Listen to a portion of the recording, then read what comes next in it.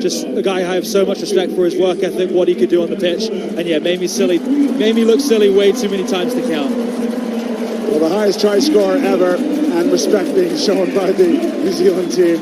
And let's face it, always a smile on this man's face. A great character, a great family man. Congratulations, Dan Norton.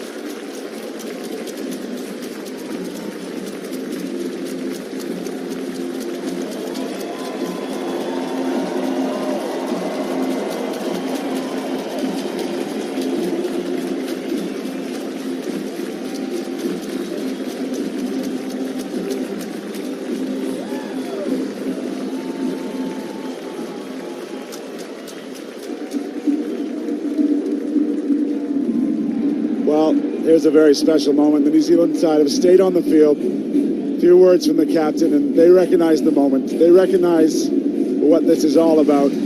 There it is. Both teams surrounding Dan Norton and recognizing his incredible career.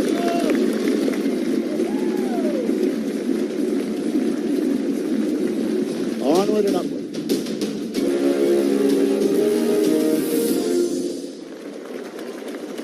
Off to the Cup semi-finals. Over to Ricky. Thanks, Gareth. Real emotion around the stadium, and a warm applause for Dan Norton as he heads off. And now Fiji and Samoa will join the fray for the first Cup semi-final. What a moment for Samoa to be back at the stage of a tournament. Two great Pacific Island nations, two proud nations to clash in this semi-final. It has been a long road for both of these teams. It has been a tough 2 years in the Pacific Islands as well. And Samoa come into the semi-final. Oh, they've lost a couple of players.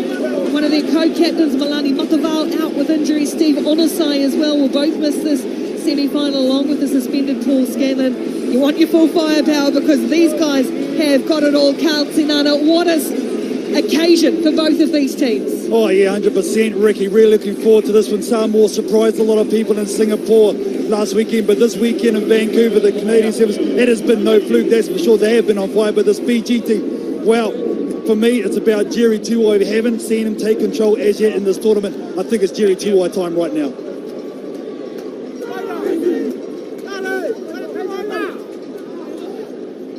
Here is Jerry Tuwai, the two-time Olympic gold medalist. Wait for me, please. The architect of so much of Fiji's recent success. And for Samoa, as I mentioned, with a few players outside on the sideline, it's going to take a massive effort from the 10 available. And their coach, Brian Lemar, to pull the strings as well. Samoa against Fiji in the first Cup semi-final here in Vancouver. Nyafeta Purcell gets us underway, and it's straight into the hands of Fiji, plucked out of the air by Vakuranabele. Now Fiji, with that first possession, look to go edge to edge straight away into the hands of Rasaku, who was very good for them in the quarterfinal. Gamaniele Rasaku. He doesn't have the ball.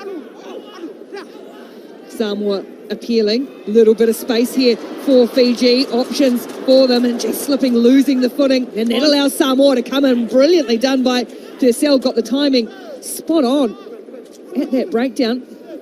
Great opportunity here for Samoa early on. Saltui Huta, who we've seen impact off the bench, gets the start in the semi-final.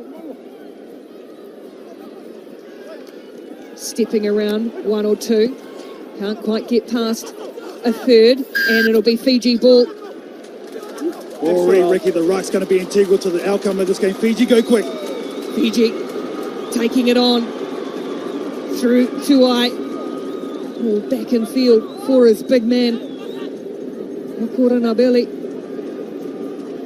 Now they go wide again. Langunu.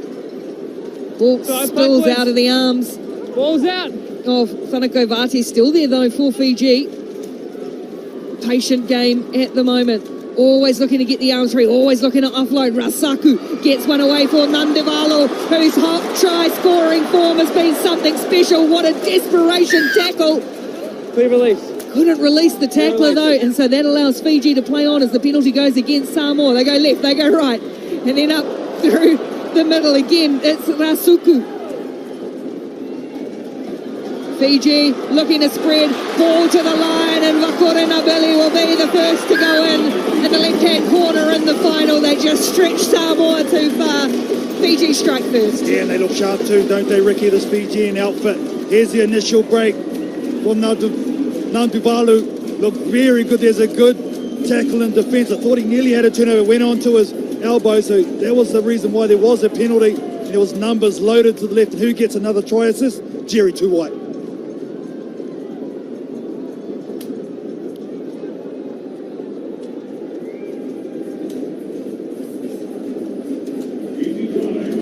Conversion is wide from Ioane Ratiri.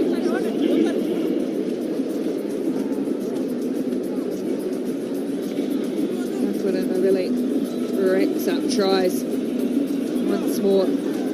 5 points to 0 for Fiji. Ratiri sends it down the middle. It's awkward, but nicely taken in by Apelu Maliko, who has been very good for Samoa. He's the real playmaker, the architect for them. And now skipping out of a couple of tackles, looking for support runners. Little chip ahead, there's nobody in behind. It's gone over the top. How's the chase? Getting to ground early and first. Knocked away by Fiji. It's gone backwards. There's no tackle. Falaniko, who looked at the referee. Samoa, they all looked around while Fiji played on. And nobody's going to stop Nantuvalu this time. Streaking away, playing to the whistle, Fiji, using their experience. And they score again quickly through Nantuvalu. Some great work done at the breakdown, though, by the skipper, I think it was, though, Gunu. Watch him here. That's not back. That's play on. That's not a ruck. He gets up. He looks for the space. He looks for the speed. And this guy has got plenty of it. Absolutely shreds him. There's Nantuvalu, and no one will stop the flyer from there. This is just his second tournament. He has scored a try in every single game he's played on the World Series. 25-year-old. You have to bide your time a bit longer to get it going. 15 tries in 11 games. Not a bad strike rate. They just continue to find weapons, don't they, Fiji? Ben Gollings has got a good one in the number 12. 12 points to 0. Fiji have made a great start to the semi-final. That restart is shallow and pure athleticism in the air. Battered back and now broken field, running for Jerry Tuwai. Jerry Tuwai scoots away. Ball back in field. Easy as you like, and all of a sudden he's got a second in the match. Nantuvalu goes in. It was the work off the restart, sizing up the situation. Tuwai, of course, and this man the benefactor. Oh, he's the puppet master at the moment. Here's the athleticism at the kickoff. Well done by Patterson, and Jerry Tuwai, another try assist. That's the second in his first half by the maestro. Well, it was almost as if yesterday Ben Gollings kept him on ice a wee bit. Jerry Tuwai didn't see a heap of them. Started games off the bench, and today come out and in the semi-final, as you called it, right in the thick of the action. What a smart too by the coach. He's giving some of these young guys opportunities in the playmaking role, getting them confident. And then now when it comes to money time, Jerry Tuwai stands up the tallest. 19 points to 0. Fiji absolutely emphatic at the moment. Can't bring that one in though. Knocked on. Vakurinabili. Just allowed Samoa a bit of chance to have a breather, reset. Very inexperienced. The only players for Samoa who've been in the semi-final are Mataval and Scanlon, who are both unavailable. Yeah, that's the thing. Listen, For the Samoan team, but what I've liked over the course of the last couple of days, Ricky, is their confidence in their own ability. These young men, they score from here, man. They're straight back in this game, that's for sure. They need it too just before the half. Set. And then out it goes. For Samoa, they'd love to get one on the board just before half-time to give themselves a little bit of optimism. Here's Owen Newer trying to get away, and he does so from the flying outstretched arms of Nantuvalu. Groans from the crowd as a big hit comes in. It's physical on the ground, and it'll be Fiji ball. Good break comes to nothing for Samoa. Whereas Fiji want to try and catch them on the counter again. Tuwai. No. Tuwai. No offside line. He's using that strength for a small guy to hold his opponents at bay. Shape to kick, goes himself, and then the flick ball out the back, can't quite link up. Vakurinabili tidies up though, and this could be dangerous for Samoa if they've created space wide. They have. Fiji powering towards the line again. Bangono, and then Fiji ball at its finest. Vakurinabili scores his second. A wonderful strike from Fiji again. Looking ominous are the Fijians. They look in the mood, don't they? But this is showtime. That is a delicious pass right there. Vakurinabili, the big boy. Oh yeah, does all the hard yards, and he will get a double, the big number one.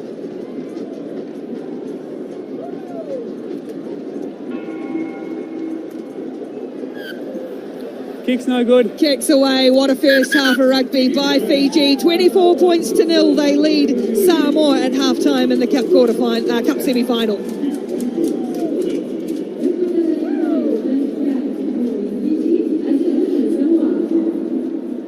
And while these teams have a breather at halftime, let's go back to the previous match. And Dallin Stanford caught up with the retiring Dan Norton.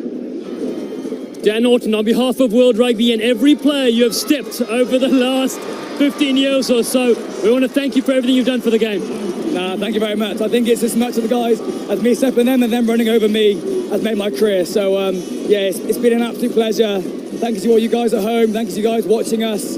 Again, I said love that 7,000 times yesterday, but we truly do enjoy doing what we do. Things like this are really special. And then memories that kind of give us those lifetime enjoyment factors. So, loved being here. I'm going to love having a few beers tonight and then scrape myself off the floor and get myself home for tomorrow. Dan, just a quick message to every teammate you've played with. Yeah, thank you for helping me, creating me, pushing me, pulling me, kicking me, all of the above. Like, without you guys, I know they say all the time, without you guys, I wouldn't be who I am now. Helping me, push me in the right direction and give me the longevity to be here, making my tackles, Rob Bickerman and co. And yeah, helping me stay in the game for longer. Dan, are we going to see you in other different roles for the England Rugby down the line? Who knows? Well, my friend, go enjoy your retirement. You've earned it. It's been absolutely epic to witness it. Legend. Thank you very much. Cheers, guys. Thank you very much. Cheers.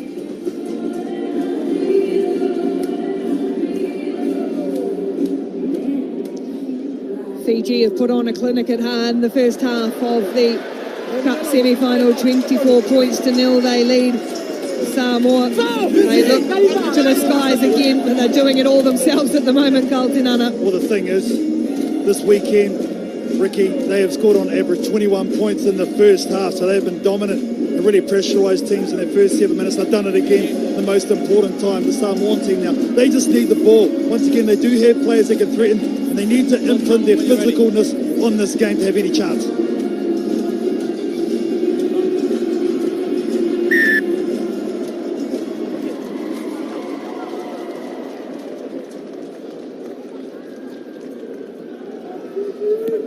Rafferty gets the second half underway. Fiji 24, Samoa 0. They can't get hands on ball to start. And Samoa being put under so much pressure.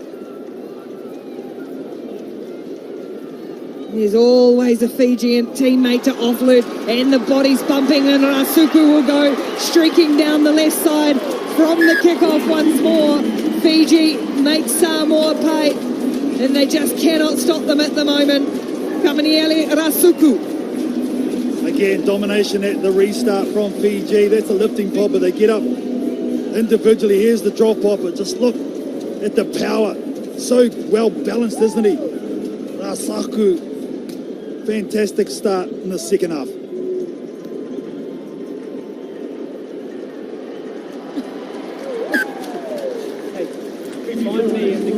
They're kicking them from the sideline as well. 31 points to 0, 6 minutes to play in the second half. Been a while here since Samoa has got one over Fiji. I'm not sure it's going to happen today. A little bit demoralising, but they're a good side, Samoa. We've seen it. We know what they've got. Falaniko brings down the kickoff this time. Purcell trying to take on the line himself.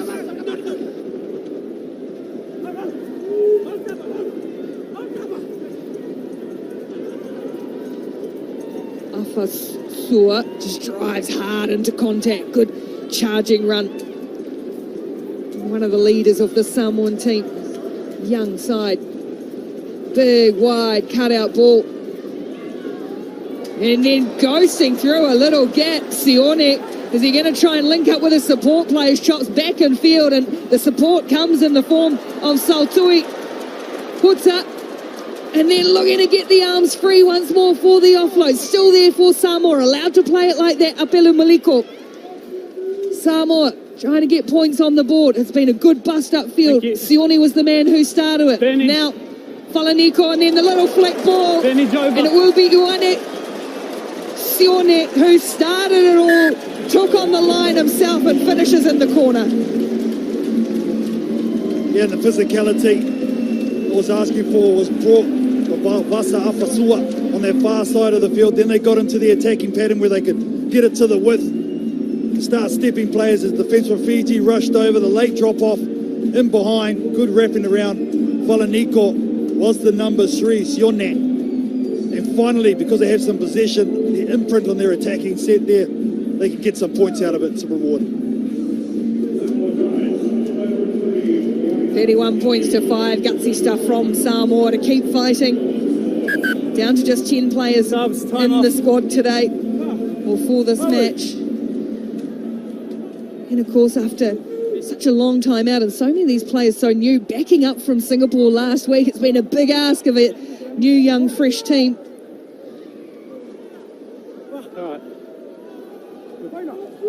Time on. Purcell it is to kick us off again for Samoa.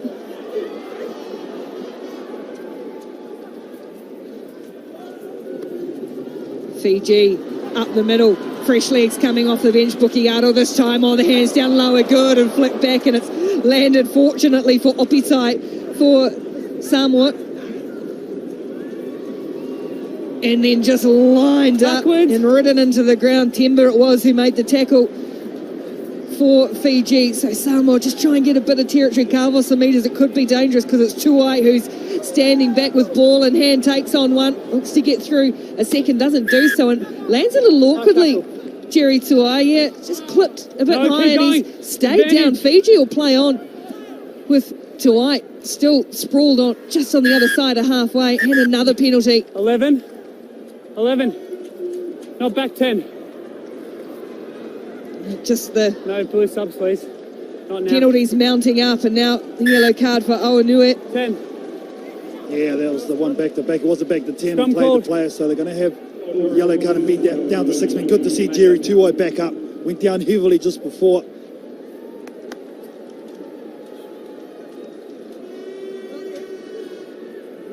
This is when Jerry Tuai returned the ball from sweeper. And oh yeah, that doesn't look good. From Nuat. He's the one sitting down now anyways. Hold on. Time's still off. Time's off. 8's going off.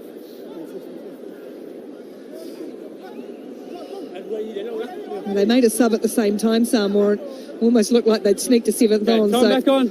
the player going to the sin bin and then another to the bench. Crouch. Did a quick clean hook here, Fiji. It's on to the right hand side. Easy drawn pass.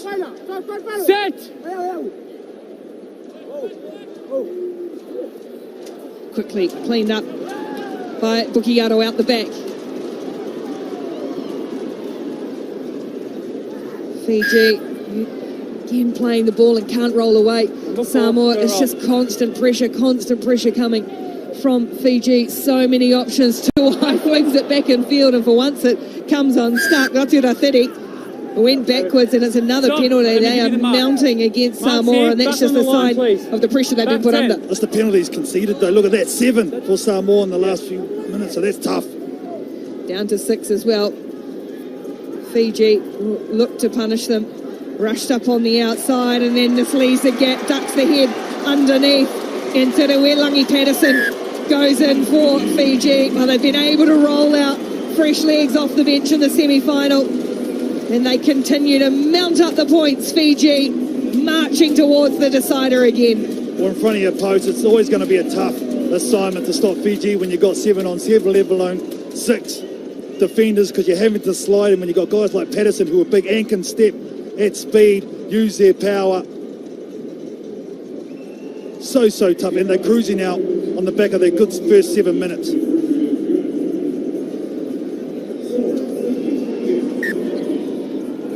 Conversion good as well, 38 points to 5, a minute to play. And how important is that going into a final? You can not afford to throttle off, but rest and rotate you guys a wee bit more. Oh, totally. Massive win.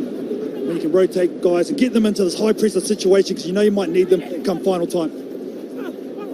Knock on advantage. Oh, still knocked on, and it still falls for Fiji, even though Samoa had initially done well in the air with the first contact. Matana goes hard to the line. Fiji players lining up. Timber, the support play, perfect as always. Keep going. Patterson was the one who cleared away, spinning across the line. Now stepping back up straight through the middle. Bukiato. Well, if they don't get you on the outside, they'll get you straight up the middle as well. So many options. So much skill and athleticism, and it has been to the absolute fore in the semi-final. Bilibo Bukiato for Fiji. Oh, it reminds me of why Sales Reva, then William Ryder, Jerry Tuai, this little step there. Now it's Bukiato whipping it out on the world stage. Boom, boom. Oh, how good.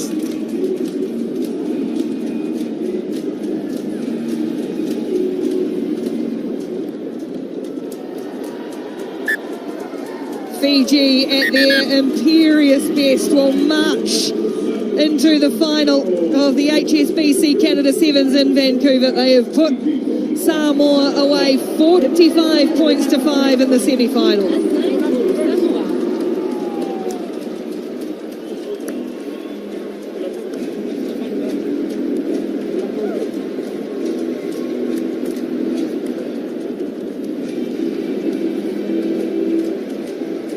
Disappointment for Samoa, of course, but just outgunned.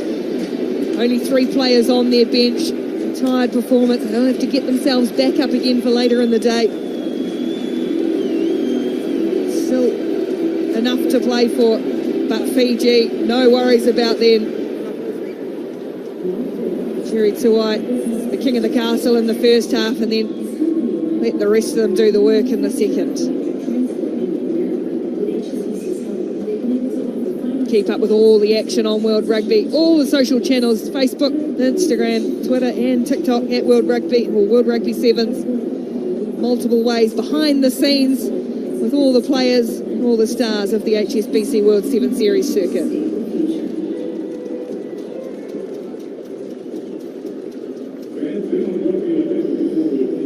So Fiji is there. Who will they play? What an opportunity for Australia and Argentina, our next semi-finalists. Both teams at full strength. For Australia, Maloof, the captain, has been excellent. He's led them well. In Argentina, well, they've got the young rising superstar. They started a bit rough on day one, but they have grown into this tournament really nicely, Argentina.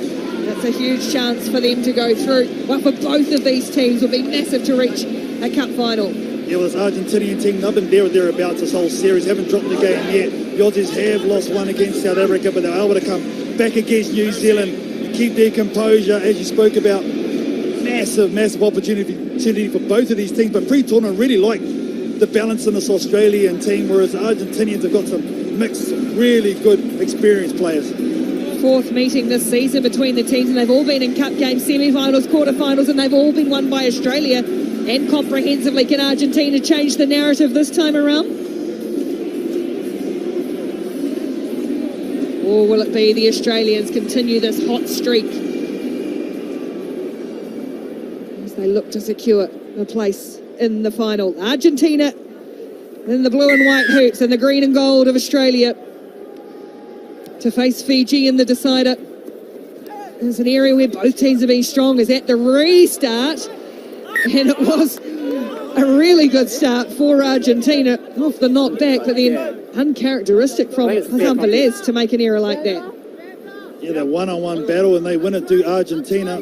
Hassan Velez just had a little look, didn't he, to see where he's going before He secured the ball, looked at the defence, and straight away Australia have a very good attacking position.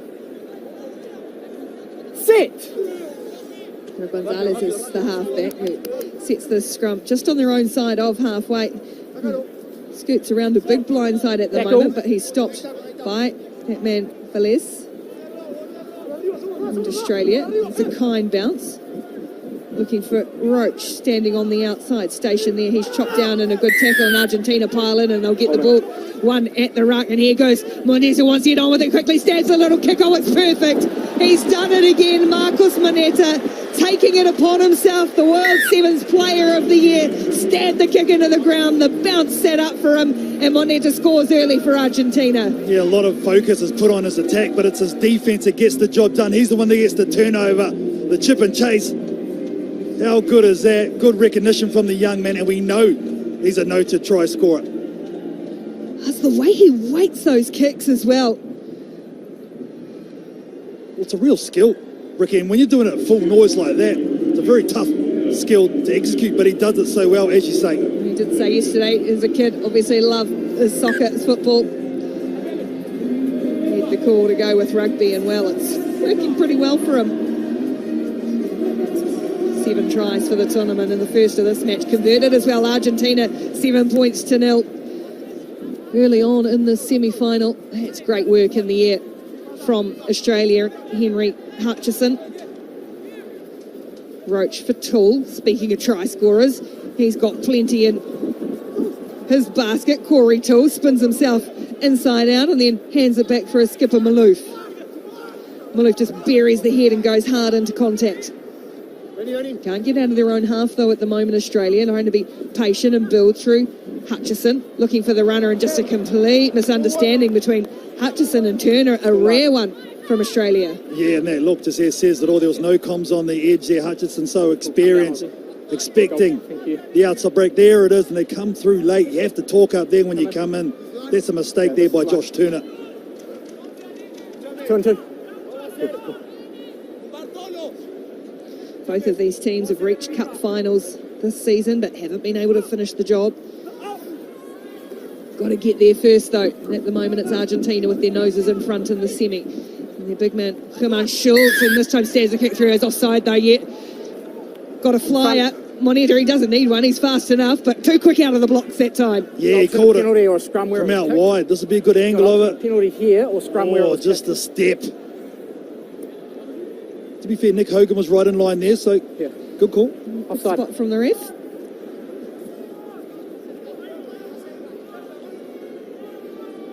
Employed that kicking game well, though. Argentina, Australia will have to be awake to it. But now they get a chance to attack themselves. Roach got ball and man almost at the same time. It was Estro who made the tackle on Dietrich Roach. Laid it back nicely, though. Here's Hutchison for the captain, Malouf, ridden into the ground. Turner, Hutchison again goes away to the right as Australia look for a little crack in this defence, and Roach has just backed himself, and all of a sudden I don't know if they realise quite how quick Dietrich Roach was, and away he went to strike back for Australia. Great effort from the youngster Dietrich Roach. I like him. I really do in that centre position. Him and his combination with Corey Toole has really been a feature over the last couple of weekends. It was Del Mestre, he thought he had help on the outside. He tried to come over late, but Roach has skimmed him on the outside. Yeah, but an impressive young man. He's really taken to international sevens. Dietrich Roach, and he'll convert his own try to square us all up in the second cup semi-final. There he is, leading point scorer by quite some margin. Dietrich Roach, 7 apiece now. Just over 2 minutes to play in the half. Yeah, he's played a lot of minutes for this Australian team too, Roach, and he's the kicker. Seen him convert right in front, and now he's to get back and do the kickoff. So a lot of responsibility for the young man, and he hasn't shirked it, that's for sure.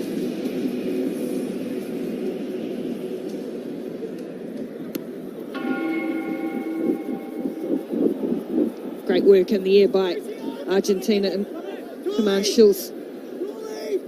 As is so often the case, Argentina, after starting well, find themselves back on level terms, trying to bust a way through. Escrow loses his footing on the way through. There was no support as Gonzalez went to ground, and so now Australia go quickly to Toole. Toole to the line, and then a good ball floated right out in front of Josh Turner. Oh, the little stutter step. Wonderful work from Turner. Couldn't get them with the pace, so he got them with the footwork instead. And Australia, 2 quick tries, and they go in front in the semi. I haven't seen this very often. Argentina getting out-muscled at the breakdown. I think it was Matthew Gonzalez that did it. There's the dummy on the inside, the ball on the outside. Yeah, I thought he had blown it, but there, the little stutter step, as you said, and he goes through 2 defenders. That's outstanding from Josh Turner. Well, he totally run out of room, hadn't he? Oh, a little swerve of the hips.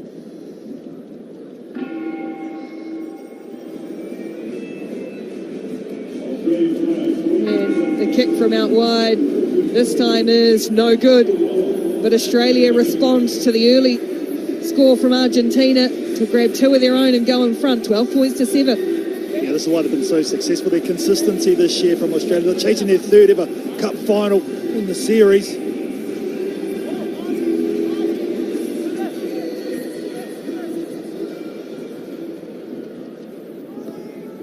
Roach again will target Ben Maher onto the field in 13. Shepherds Argentina towards the sideline. Del Mestre it was. He managed to keep it in field, did well, and then they concede the penalty, Australia, just to undo a little bit of the good work. Argentina dangerous here before half-time. Yeah, they've had to tackle quite a lot, so I'm not surprised they're going to the line out. Their set piece is pretty strong. So half-time hooter goes. We'll see their attitude after this ball goes out.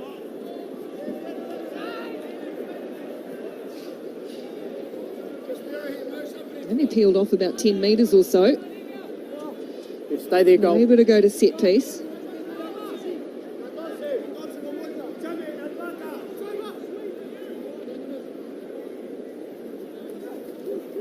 They just managed to hold on to it, Argentina, and that allows them to build their attack out wide. Moneta gets rid of one and then just puts the afterburners on and steams around the outside of the Australian defenders. He's going to take on another one, and they are not going to lay a finger on Marcus Moneta. There are sparks flying out of those boots. He moves so quickly.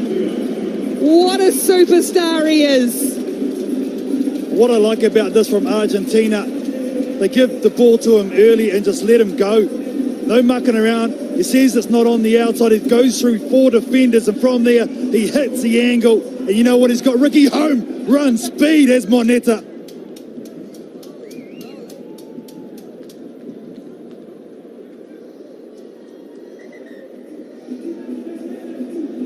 Well, every so often an athlete comes along that lights up a sport. And look no further than that young man in Sevens rugby, Marcus Moneta. He's got his team back on terms, and at half-time in the second cup semi-final, it's Australia 12, Argentina 12.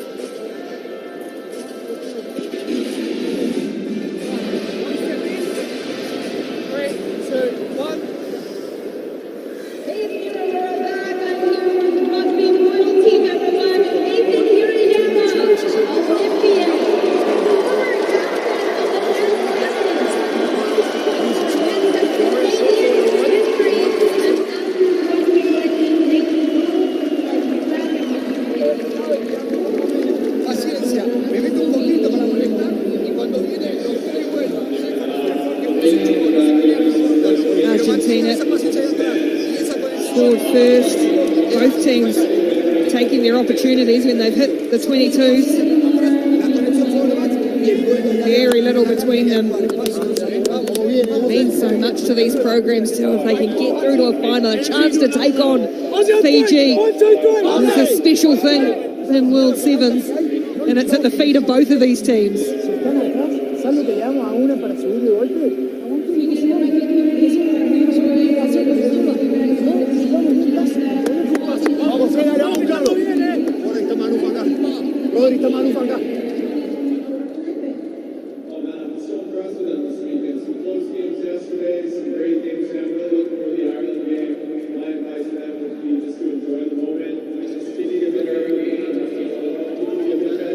Apiece between Australia and Argentina in the second of the Cup semi-finals. The right to play Fiji for the title awaits one of these sides over the next 7 minutes. It's been an outstanding semi-final so far.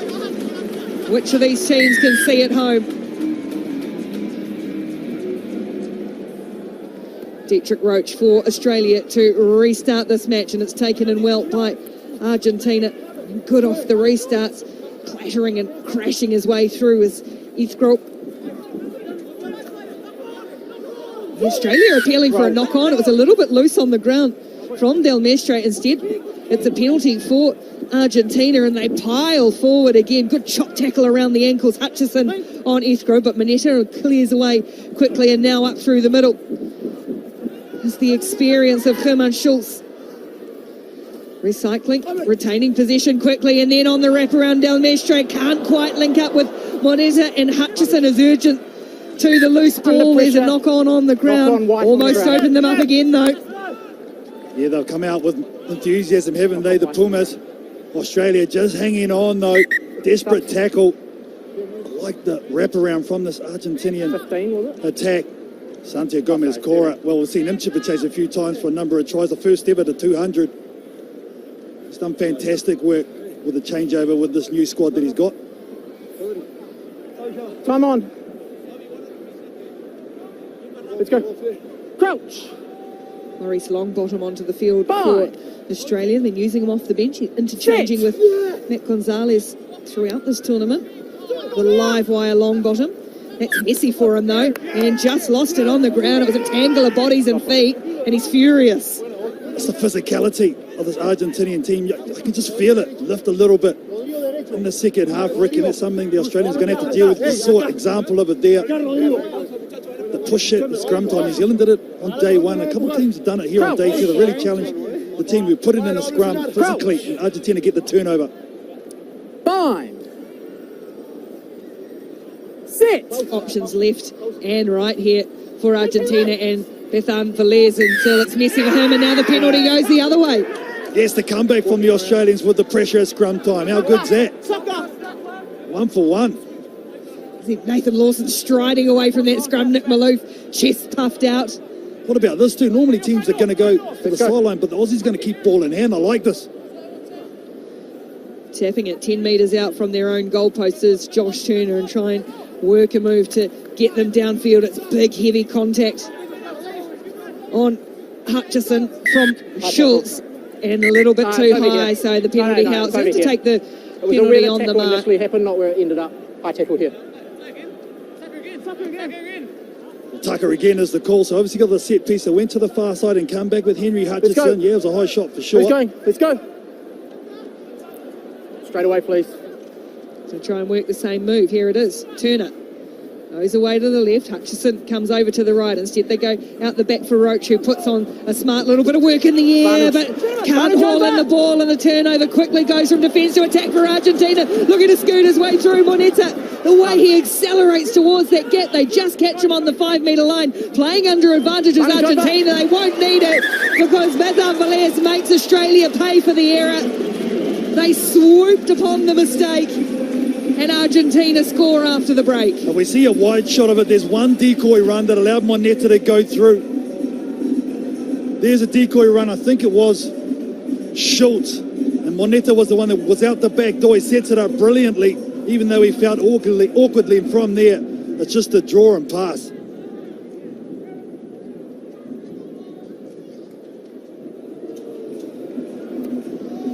Kick from wide is just away to the left, so still Australia in striking distance, but it's Argentina who go in front, 17 points to 12.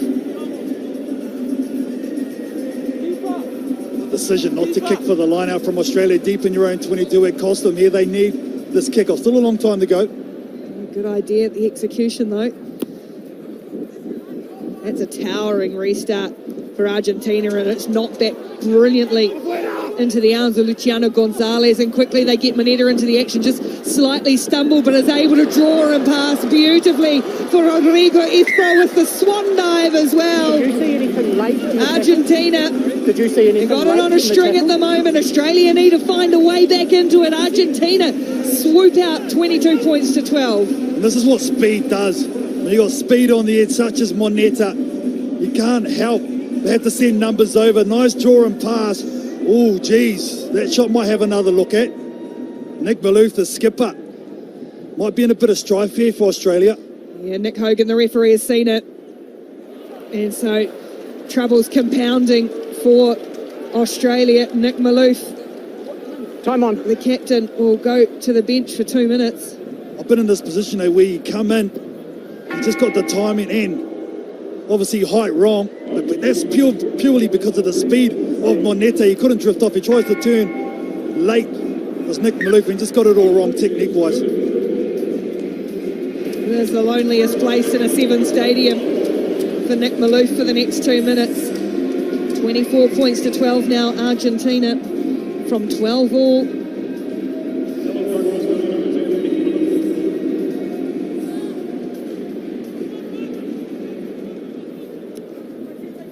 And this is where Argentina has been good. Schultz finds high and is a good contest though, and it's Turner who knocks it down for Australia this time.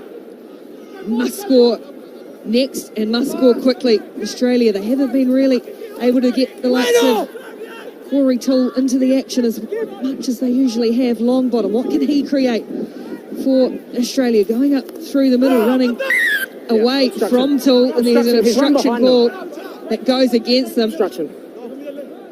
Clearly in front of the referee. He's had good control of this game. Yeah, because they got that 2-score lead here, Argentina are going to choose the scrum totally inadvertently. The supporting player in the road, Maurice Longbottom, just trying to make something happen, but this is game management now for Argentina. Less than a minute to go. Sub.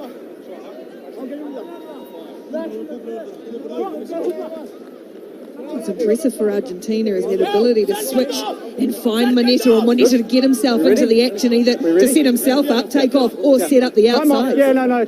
Yeah, we'll bring the subs on. Time is still Smart players, they give them the ball early, and I think that's been the secret, Ricky, where sometimes teams have a little look and then they pass it on, have a little look, and then by the time they get it to the wing, the defense is up, but they've gone out to them straight away. There's the 3-on-2. Time on. They can manipulate it here, Argentina. 5. 6. Early. Free kick goes Australia's way, and they know, you can see rushing. They know they need to get on with this now. Roach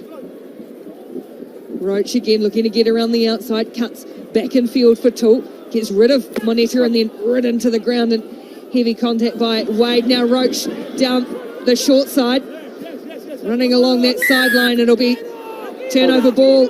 Great work. Had the breakdown again from Argentina, from Bazan Velez this time. Yeah, the try scorer doing fantastic work at the breakdown. I think along with the restarts, that's where they've owned it here, Argentina, in this Cup semi. And now just waiting, looking up to the giant screen here at BC Place, hearing the hooter, and Argentina go through to the Cup final again. They will get the chance. Hard work going on here for this Canadian side. They're going through a lot of possession, a lot of passes and carries for this Canadian side, but nothing on the board. Harry McNulty, great take from the man born in Bahrain. Been in this Irish program right from the beginning outside. Mullins, oh, it's a fancy little move. Lennox is there, double loop. Sits down here for Billy Dodd as the captain has come off the bench. Andrew Smith scored the first try in this game. Lovely ball to Harry McNulty. Former sheep farmer gives it off back to Jack Kelly. Still there for the Irish side. The siren sounds. Shay Mullins gives it across field. Billy Dodd has stopped some inside defenders. Lennox flicks it back to the field. They've been intercepted here. That's a great catch. Anton Ngongo has it. And from the Castaway Wanderers. Back against the grain. Phil Burner. To 26 just before the Singapore Sevens last week. And now it's a stabber over the top. Interesting little play. Sits okay. The bounce are there. Oh, soccer skills here with Cooper Coates. He's done really well until he's swallowed up for some Irish jerseys. And his podcast teammate is there in support. Jake Teal. Across goes Webster. Their numbers there. Cutting back in. Burner. Flicked beautifully here for Canada. Running Prebo. Brock Webster with a big show. Oh, behind the back ball. Comes to Teal. Flicks it up to Cooper Coates. Back into Teal. Oh, that was so close from Canada. They get the penalty. It's not calling the tackle. And then he's offside. It's not calling the tackle. So he's given offside against the Irish player there. Haven't seen it. We'll have to look at this again. A big show and go from Brock Webster. I think that one could have gone. Didn't really fool anyone. But able to get the offload off the behind the back, doesn't go to hand. Starting to get a bit globe-trottery. Not sure that was exactly what Canada needed, but they do have the penalty, and so they're going to be able to progress. Well, there's some big hits there. Their bodies lying everywhere. Final play here of the first half. 12 points to nothing. Canada can come back into this game if they score here. It's penalty here. It all stemmed from an Irish turnover inside the Canadian 22 with time up, forcing that offload when they didn't need to, taking an extra phase. So the risk and reward of offloads, they can look fantastic, but also sometimes you're better off just seeing it's not on, tucking it and going through the extra phase, because often that one more phase is all you'll need before you score. Cooper Coates, with all eyes on him. Canadian eyes at home at BC Place. Coates inside the 22. Stabs it through. Harry McNulty's there. McNulty picks up from the other side. The Irish puts it out. McNulty says, I want to get some oranges at half time. And so Ireland lead Canada here in a tense battle, 12 points to 0.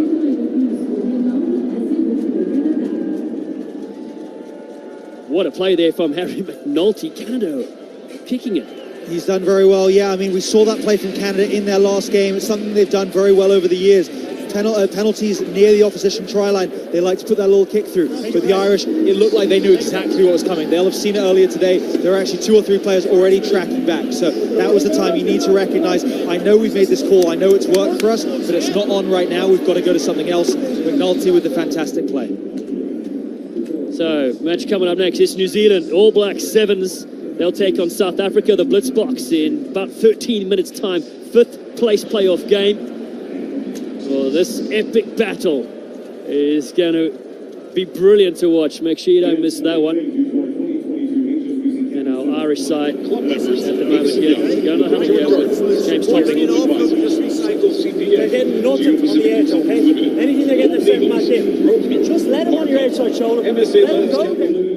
Get that overlap. What happened there? 2 phases. They're fucked in the middle. They got that.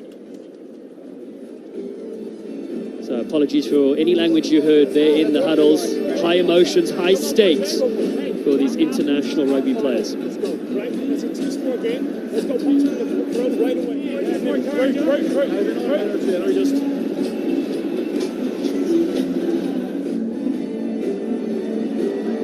It's the HSBC Canada Sevens in Vancouver, the 8th time we've been here. And it is the home side, Canada. They're up against it against Ireland here. They trail 12 points to nothing here in the 9th place clash. Harry McNulty has been clutch for the Irish so far.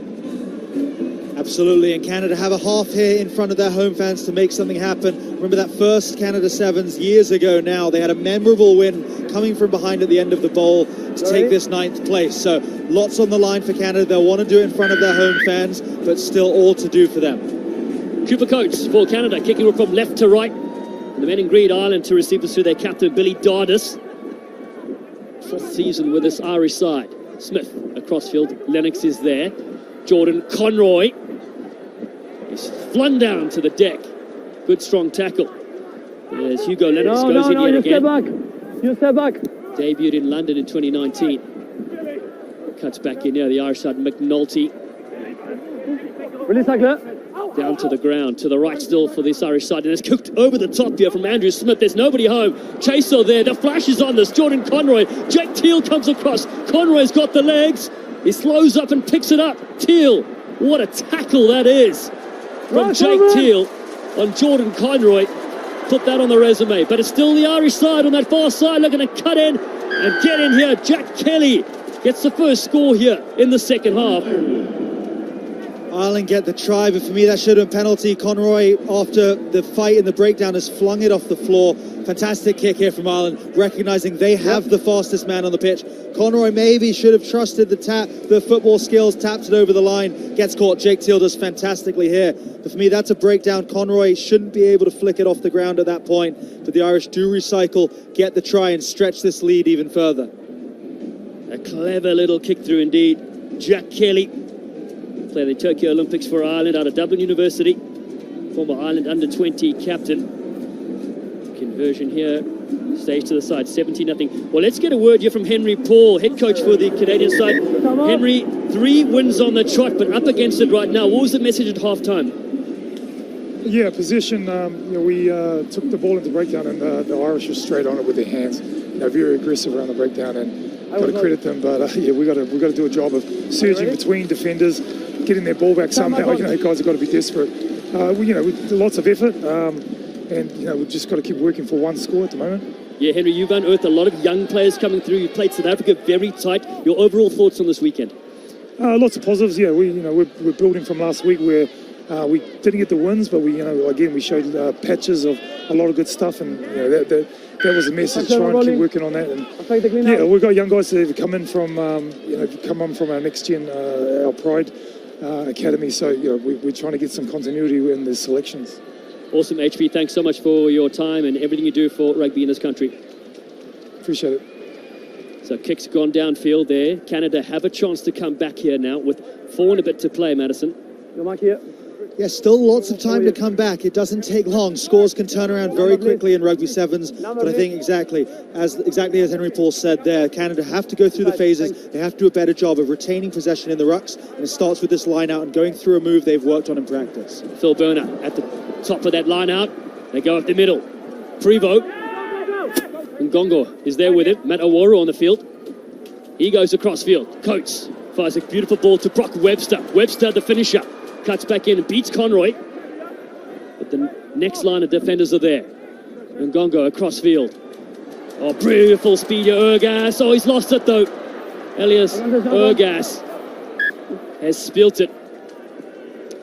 Another mistake there in contact. I mean, it looks to me like the Canadian players don't always know when their teammate is going to initiate contact. And that's meaning they're tending to get isolated. The supporting players aren't there quickly enough. So potentially a part of the inexperience with a lot of young players who've shown a lot of promise in this tournament, but it takes time. Once you get to know the players around you, you can know, okay, I can see that he's going to initiate contact right now, and that means as a result I've got to react in a certain way, and that's part of the growing pains that this Canada team will go through, but showing lots of promise and lots of potential for the future.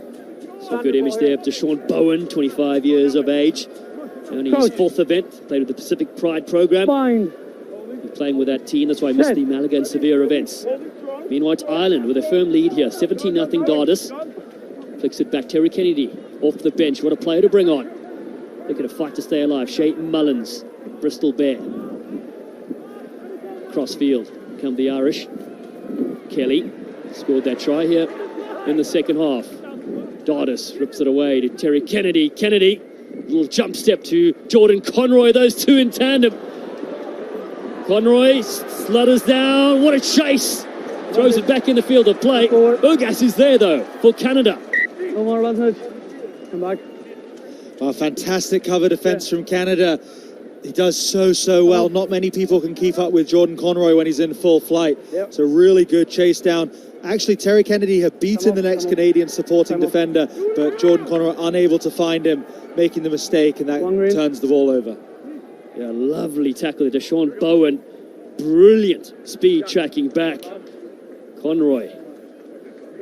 Well, you don't see him being caught very often. Big moment as well coming onto the field here for this Irish side is Tam Awanusi. He's played against a lot of these Canadian players because he lives here in Vancouver. Plays rugby with the Trinity Western University. A lot of his club teammates are supporting him here. So brilliant to see Tam Awanusi on for the Irish side. Canada. Oh, lovely little delayed pass in open space, a planned move. And now Bowen on the outside. Deshaun Bowen looking to light it up here. Strong carry inside the 22. Brennick Prevost. High tackle as the court slows down the momentum. They wanted to play on. But for the final 2 minutes of this game, Ireland will play with 6. Kennedy's day being cut short, but he did the job. He got to Deshaun Bowen when you thought he was going to go the whole way. We've just seen his speed in chasing down Conroy. Maybe that earlier run tired him out a bit, but Kennedy showing that he's got the speed as well, chasing him down. Does commit the offence, but he's saved 7 points for his team there. Can this Canadian side score 3 times in the final few moments of this game? Loop ball. Prevost goes to the other side. Ergas, Elias Ergas, just tackled short. More advantage. Prevo wants to cut back to the short side. Arm goes up. Come off. Wow, so Ireland. What do you think about this pass? Potential. Is anybody going to come for you here? I think it's going backwards. Going backwards. Okay, we come back here for a high tackle. High tackle? Or there. There's a knock forward. No. He goes backward. Also, potentially could have been another card there, which would have seen Ireland finish this game with 5 men, but don't think the referees decided it merited that. So, minute 42 on the clock. Canada have to score 3 times. It's possible. We've seen it done in Rugby Sevens, but it's going to take them bringing something they haven't brought so far in this match. Coates goes short. Smashing run from Matt Awaru. They're going to bash it up yet again. The Canadian side. Tackle now on the ground. Penalties keep coming. The scores don't. Not yet. Now, Cooper Coates goes over the top. That's the space. That's a good pass. They'll touch it down from Anton Ngongo. First try here for Canada. Hear the crowd. Hear the crowd getting behind their team here, knowing it's going to take something special. Might be better off just declining these early conversions, trying to get to the kickoff as quickly as possible. Getting back, and they need to score twice here in less than a minute. So it's going to take something very special here from Canada. But going against 6, it is possible. And the crowd in red enjoying that. This conversion is excellent. 17 points to 7. 44 seconds and counting. Here we go. Restart is the very important one. It's a nice high kick. No one's going for it. Awanusi takes this against his old teammates, who are playing in red now.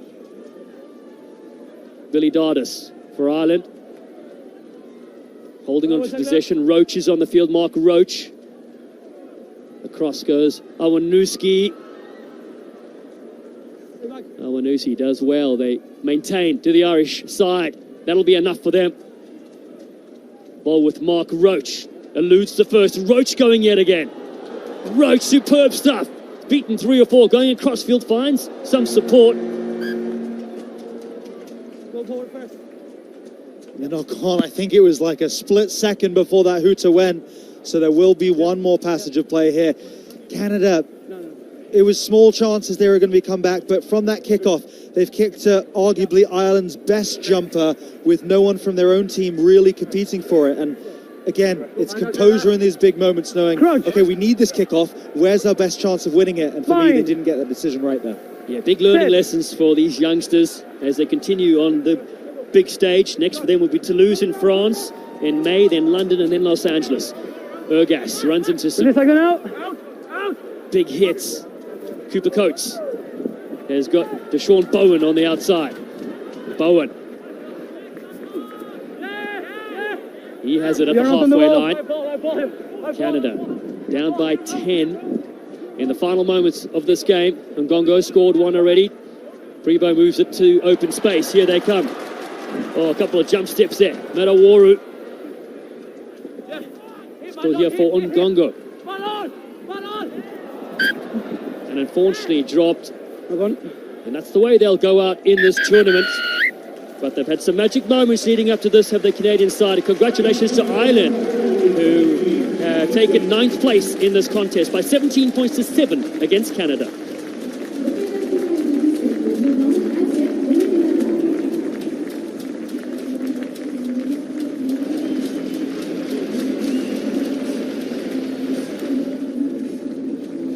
So the next fixture right now in the Super Session, men's 5th place playoff. It features South Africa, ranked number 1 against New Zealand, that returned to the action after 2 years last week in Singapore, taking a silver medal in that tournament. South Africa dropped to 7th in Singapore. And here come the teams right now. 2 countries that love their rugby very, very much. The All Black Sevens of New Zealand and the Blitzboks of South Africa, led by Sheikh Soezwapi. Zane Davids has been key for them this weekend in New Zealand, led by Dylan Collier. Rohi Mugabe Black has been outstanding solo, so has Caleb Tangito. Scored 5 tries so far this weekend. Referee for this one from Australia is Jordan Way. So it's an all Southern Hemisphere affair. 121 games for Jordan Waite. I'm Dallin Stanford alongside former US Eagles Sevens captain Madison Hughes. This one should be an epic contest. Should be an absolute cracker. These teams haven't faced each other in a very, very long time now. So we'll be looking in very keen for this matchup. This won't be the game either team wants to be in, but they'll know they'll want to end their tour on a high and their tournament on a high and go in having a big win over a rival. South Africa on the left of your screen, New Zealand on the right. Just 2 players on the bench for SA, 3 for New Zealand. It has taken its toll here in BC Place. Zane Davids, all business. Here against the great New Zealand side. Here it comes to Narohi Magabi Black. Not on the ball. Brady Rush moves it away. Kitione Vai. Space here for Dylan Collier to operate straight away. Oh, here comes speed on the outside. It's tremendous from New Zealand. Caleb Tangito goes the distance. And just like that, the All Black Sevens have their first 5. Yeah, disappointing for defence for South Africa. They're going to be upset with that one. It looked like they just invited Dylan Collier to run into this channel. Soyezwapi has to wait for his inside defence, and he has to wait so long that he can't get back across. I think he'll be wondering, hey guys, why did you engage so hard on those interior New Zealand attackers and leave me with just so much to do? Well, you really can't give this 19-year-old any space. Caleb Tangito scored 2 against Samoa, 2 against England, 1 against Wales, and now 1 against South Africa. His country are up by 5-0 after a minute play. There he's there in tournament tries, working his way up the ladder. What a sight in full flight. A teenager. Magabi Black goes to the far side. Nice lift there for Selvin Davids with Krobola. And Sheikh Soyezwapi with possession. Ronald Brown now, he's been brilliant for South Africa. He's so elusive, a bit of space for Ronnie B, the dummy as well. Vai brings him to the ground. Rush tries to get over this one and gets the penalty for the extra roll. Kitione Vai across field. Leroy Carter getting involved early as well in this game. Vai once more, the 20-year-old, gives it to Magabi Black on that far side. Here they go, Leroy Carter. Krobola has him. Ball's laid back. Sheikh Soyezwapi comes in, the magician Soyezwapi has pulled a rabbit out of the hat, and he'll get 5 for South Africa. Wow, Soyezwapi, that's incredible to be able to pick the ball up at full sprint like that, flick it with his toe, I think. That was amazing. The turnover came from South Africa's defensive work. We said they weren't happy with the first one. They forced the error there. Soyezwapi coming through at full pace, chips it with his foot, flicks it up with his hand, gathers it and is in for the try and strike immediately back. And I mean, that's how these rivals go. They go punch for punch. They don't take anything lying down. Well, the Bafana fans will be happy about the soccer skills there from Sheikh Soyezwapi.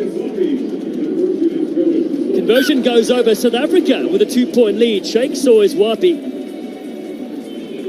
New Zealand, they were coming back to the blind side there. They actually did have a 3-on-1, but Tangatau, I think it was unable to get the ball to the man outside him, causes the error, and South Africa are in for the try. Soyezwapi now has 125 tries, 4th all-time, behind Fabian Yuri, Cecil Africa, and Siabela Sanatla. It's advantage here for New Zealand. Over. Dangerous loose play for Dylan Collier. Flicks it one hand back. Here they come on the short side. Rush turns it back in. Krobola comes flying in and gets the intercept ball, flicks it up to Ronald Brown. South Africa now, their chance to be dangerous with ball in hand. Selvin Davids. They finally bring Davids to the ground. He's a real handful.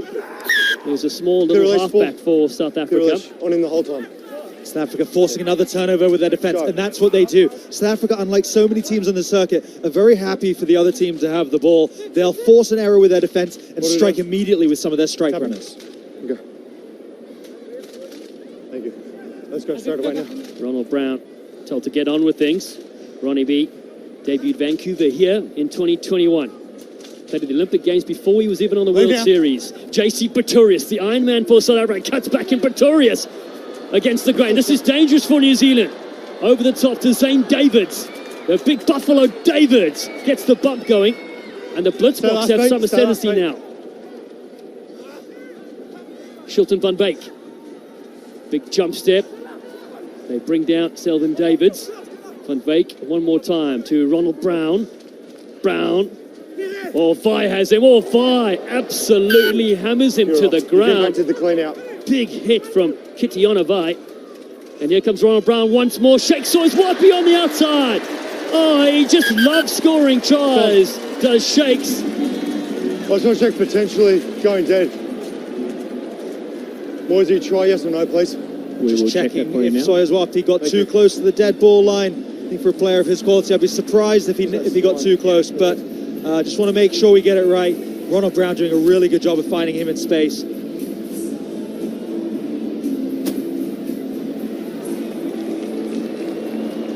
Wow, it looks like his initial one, it was on his own knee, so I think that's what caused the issue. He thinks he's touching it down there with plenty of room, but it hits his knee and he does get very close.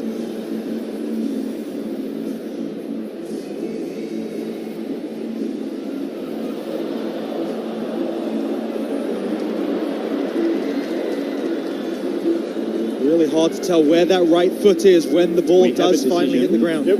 The player has gone dead before grounding the ball. No try. Okay, player's taking the ball dead, so it's 22 metres line, drop out. That is correct. Okay. Well, no try! No. Massive moment in this game. No.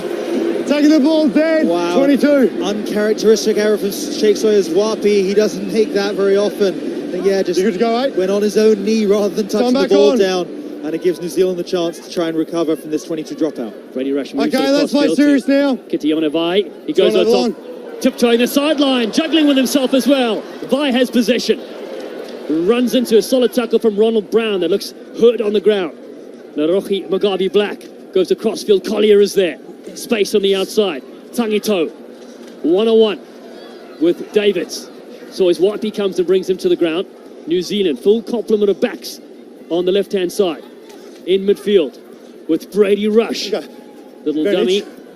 Vi once more into Zane Davids, the two big men from either country. All good there. 6 offside.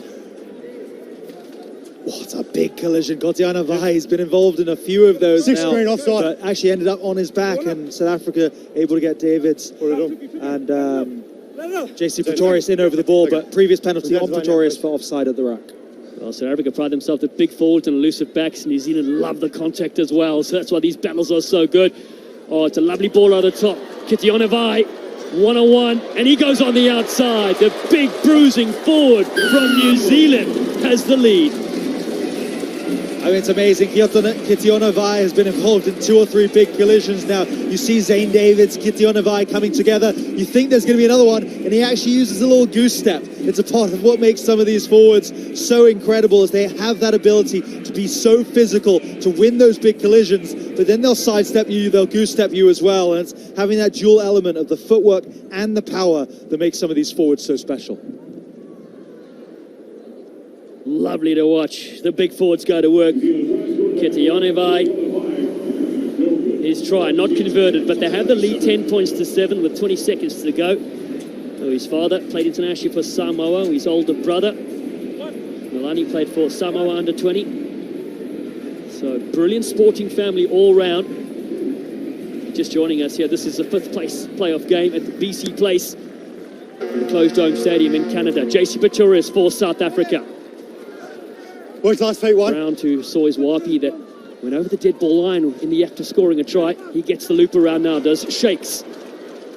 Beautiful ball to Van Beek on the outside. Van Beek puts it to the toe. Shilton Van Beek chasing and kicks it ahead. Skills are sublime. A couple of great steps in midfield. He's still going.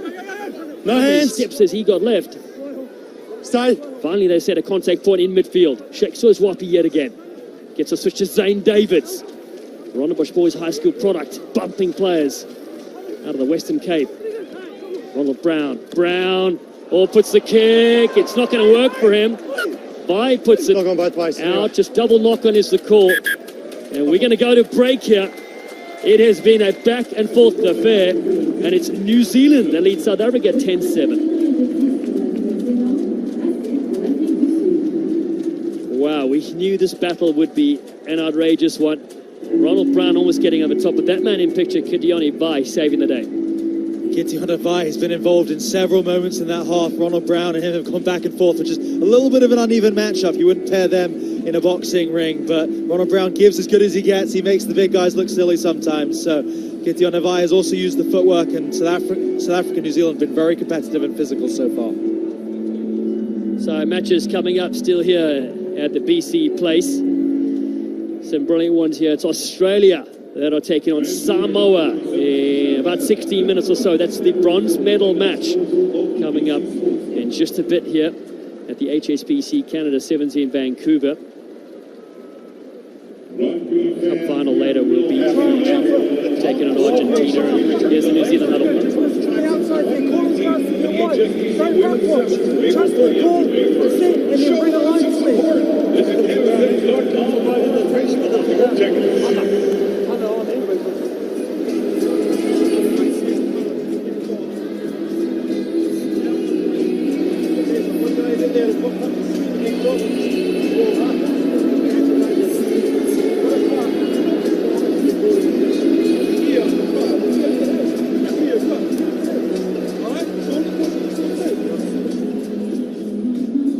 Welcome back to the HSBC World 7 Series. And don't forget, the Rugby World Cup Sevens goes to Cape Town September 9th to 11th. Get your tickets at rugbyworldcup7s.com. The corner of your screen.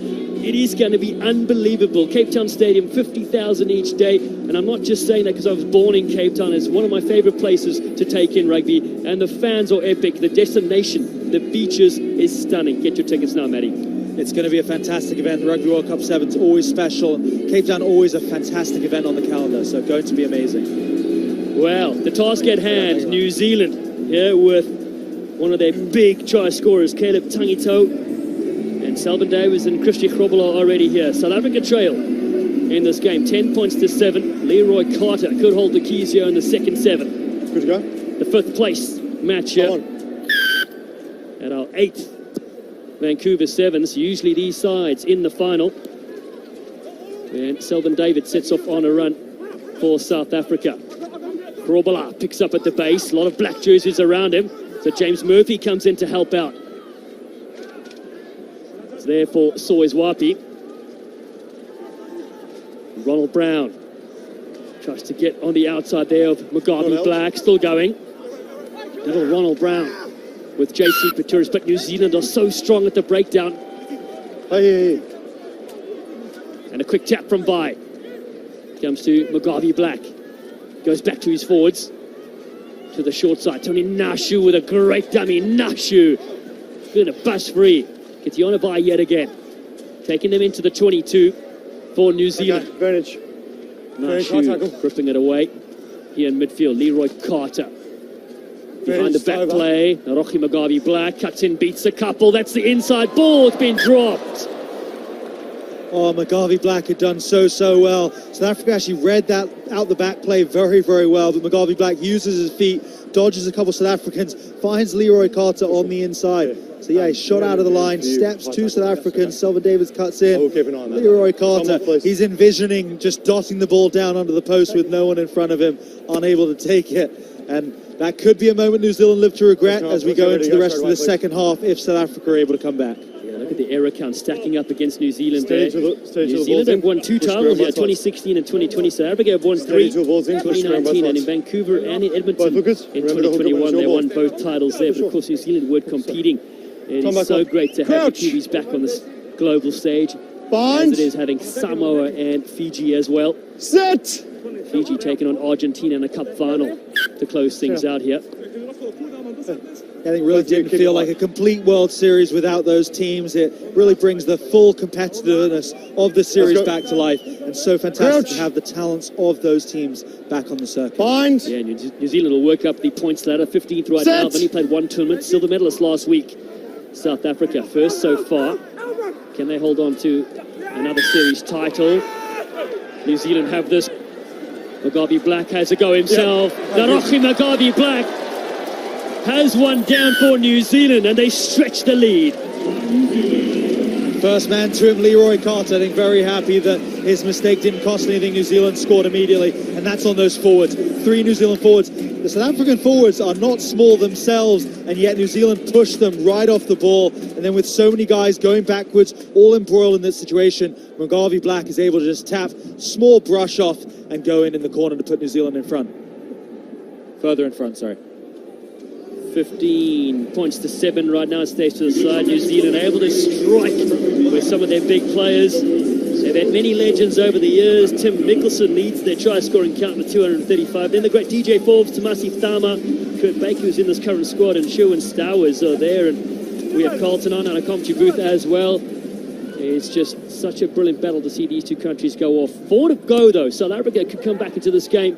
They can get the next try here. Selwyn Davids, dream team in the 2020 series. Shilton van Beek to Ronald Brown. Oh, Brown has been boshed. The ball's gone backwards. And then a player's dived on Ronald Brown on the ground.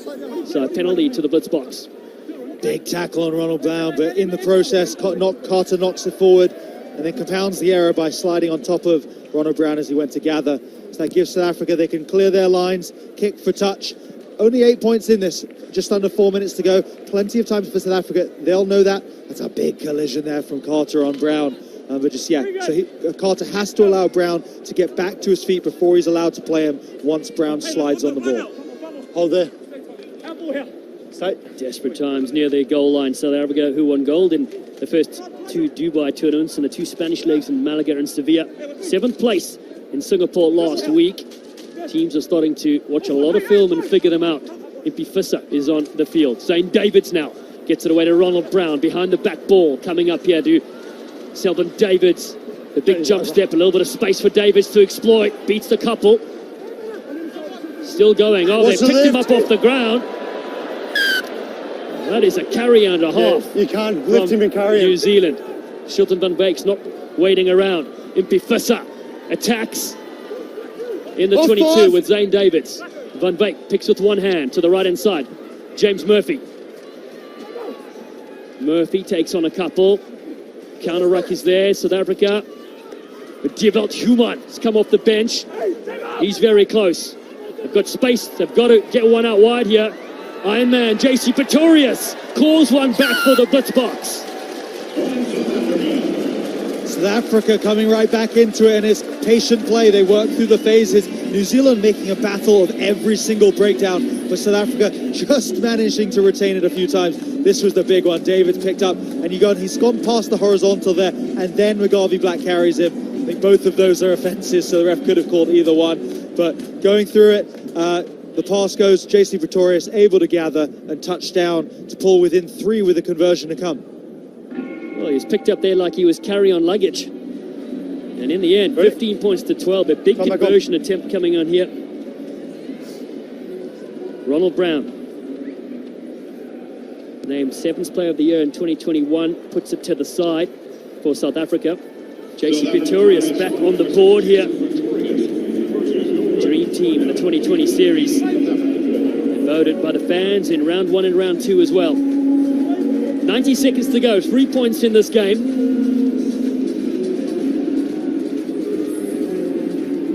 What will South Africa do on the restart here with Selwyn Davids? Debuted in Hong Kong 2017. It's a brilliant kick to Impifissa that comes flying in on this. With his head heavily bandaged with some stitches. Ronald Brown with momentum with Selwyn Davids. Murphy on the end, goes in, goes up, Murphy's in the corner! James Murphy has scored a clutch try for his country. Wow, South Africa striking right from the restart. Might have left too much time on the clock for New Zealand, but interesting play on the kickoff. For so long, South Africa, they only had one thing they did off kickoffs. They put it high, they didn't even contest. A couple of years ago, they added this tiny, very small, low kick. Werner Kok famously coming onto it. Works again there. New Zealand did not seem ready for it. One width of the ball, a little bit of footwork, and they're in the corner to take the lead in this match. The Murfinator strikes for the blitz box. And look at that delight from James Murphy. Conversion from Ronald Brown. This time he's getting close off the upright. And South Africa have scored 2 quick tries. And their crowd, enjoying this one right now. It is 17-15. 10 seconds to go in this brilliant game at BC Place. New Zealand capture this. It's a possession they need. Final play here. Dylan Collier holds it up and flicks a beautiful ball. Stays here with Tangito. Goes back on the field as well. It's Aquila Rokalasoa. He loses it. Possession for South Africa. Oh no, they've lost it. First of black. Both knock-ons here will bring the end of the game. And South Africa come from behind to claim the 5th place here against New Zealand. In a great performance from both sides. Final score in this one is 17 South Africa, 15 New Zealand.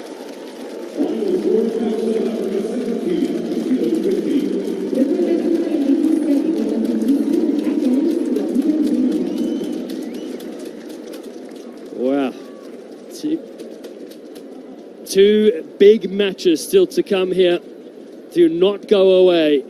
It is bronze medal time between Samoa and Australia, and the cup final will feature Fiji taking on Argentina.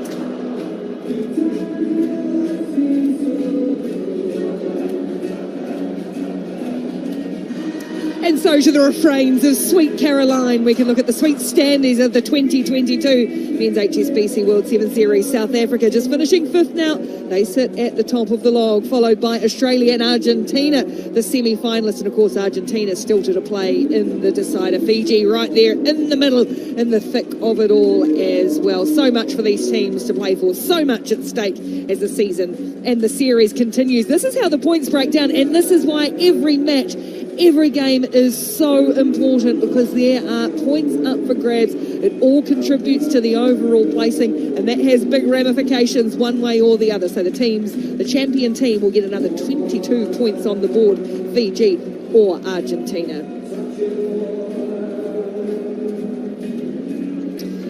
You can keep up with everything going on in the HSBC World 7 Series by putting your phone right up to that QR code, jam it up to your screen right now and scan the code, and that will take you to the World 7 Series app. You can set all your notifications if you've got one team you want to follow, or if you want to follow the whole series. All the stats, behind the scenes info. You will not miss a second of Sevens action.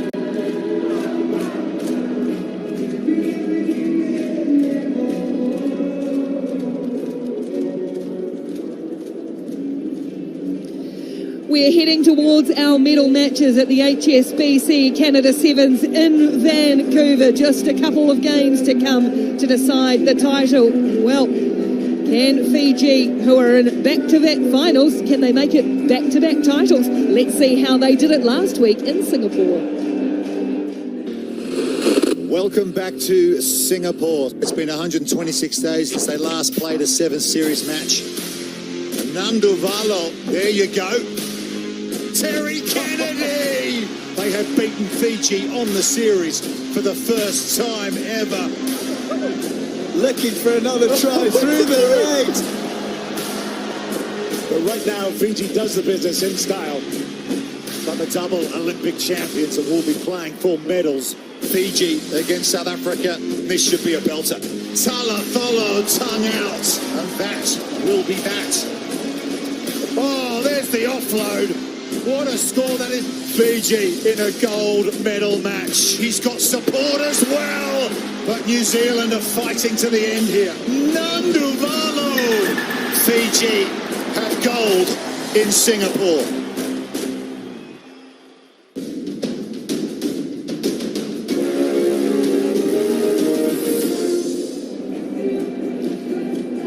Medals at stake, medals on the line in the fast 2 matches to come. Fans staying the course as well. They're here for all the action on and off the field, and won't that lot love to see Samoa taking on Australia in the bronze medal match. So it is time to decide the final placing. Let's hand over now to Gareth Rees. Thank you, Ricky. A wonderful weekend coming to a dramatic end here in Vancouver. This is the HSBC Canada Sevens. The world of rugby is watching And the bronze medal, the first bit of hardware, is up for grabs. Samoa will take on Australia.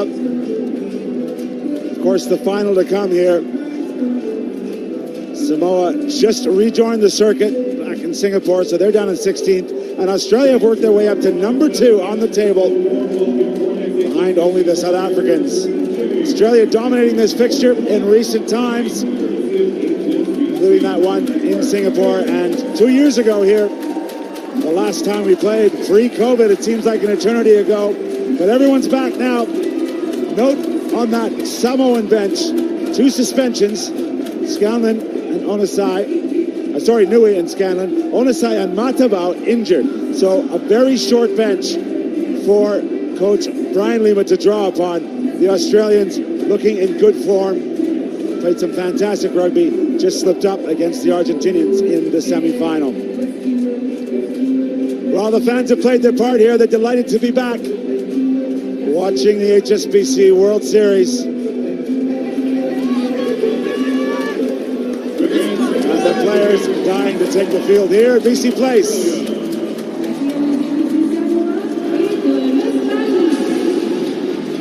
This young Samoan side done very well throughout a big battle with New Zealand. They didn't quite win that one, but showed they've found something amongst them as a group. And the Australian side beating New Zealand dramatically in that quarterfinal, 19-12. Our referee today will be from Canada, Tal Chowdhury. 17th match on the series. Great shot there of Dietrich Roach. He's going to be a key man for Australia to do well.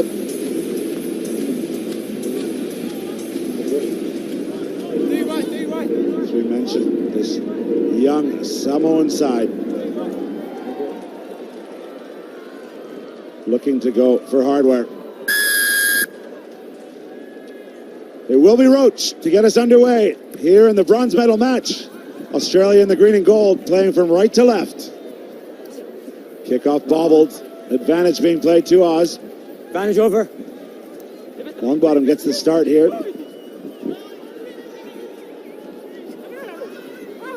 Powering out of the tackle is Tim Clements, also rewarded with a start here. A bit of a different look side for Coach John Manenti. Mixing it up a bit. Also not sure what the health state of this is. And penalty against Australia then. Delighted to be joined by former New Zealand captain Carl Tanana. Carl, this should be a tasty one. Oh, yeah, especially the way the Samoan team's performed over the weekend. They've had their opportunities, but this Aussie team, they've been good too, Reese. And how good was this man? Corey Toole providing key moments in that victory over New Zealand. Yeah, he's been fantastic, hasn't he, over the last couple of weekends in particular. Takes a little bit of shot there, but he is tough as they come. Always looking for the blood there, but it's just the eyes watering. So Longbottom's on to start. They picked a really fast young side to start. Tim Clements in there, as we mentioned. But Nick Malouf also there, the captain. Toole's up on his heels, but well brought down by Falanico. Inside the 22, good bullocking run there from the big man. Back. Thank you. Australia, 3 out wide. Roach around the corner, breaks the tackle. Dietrich Roach gets Australia on the board. Yeah, there's been a lot of talk about Toole, but I think this guy inside, and Dietrich Roach, has been fantastic as well. It started from the good run initially for Henry Patterson. Look at him here, wrap around, and he just keeps going. Determination, look at that leg drive, and then from there, that footwork was brilliant from Roach, just to come inside and break the defense of Samoa. And Carl, hard to believe he's only 20 years old. In his 5th World Series event, he really has control. He looks comfortable on the ball, doesn't he? Yeah, he does, and that's a mark, as you know, Reese, being a former playmaker of a good player, having that time. He seems to have so much time in his hands, and he does all the kicking duties as well. Happy to serve, and there he is, leading the points table. Kicking helps out a bit there, but he's definitely crossed over the line. 14 tries thus far on the series. So Samoa looking to respond.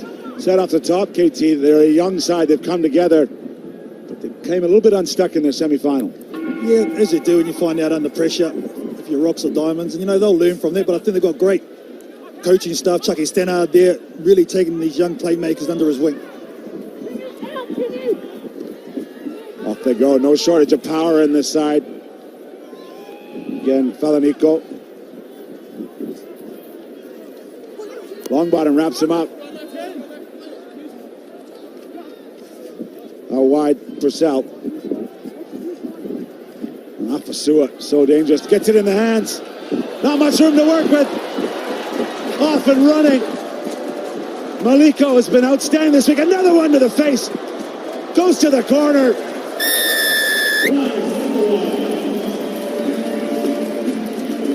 Gives thanks above, but what a moment for him in the bronze medal final here.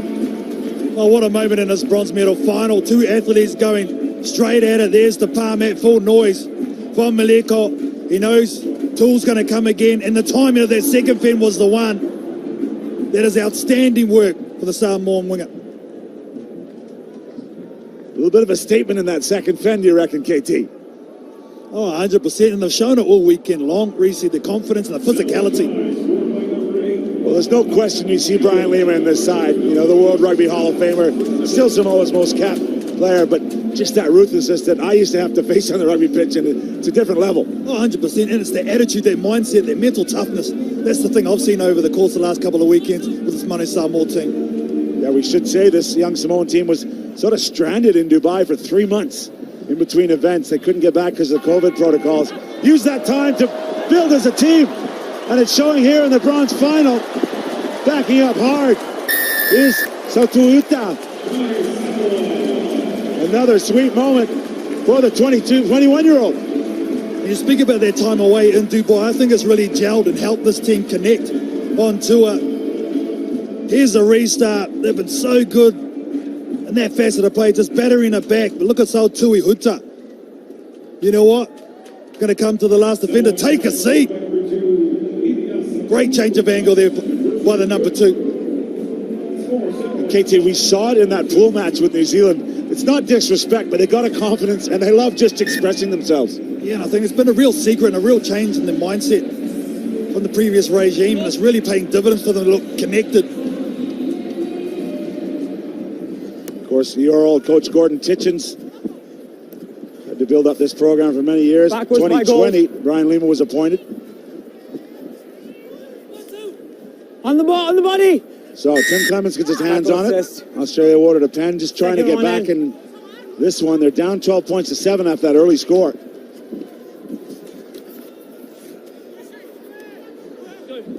Maloof.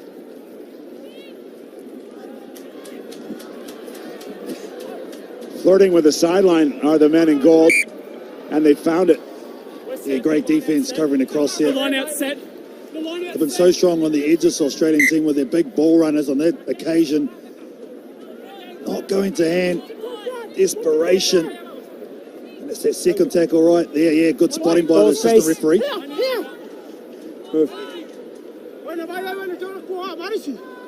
Samoa line out.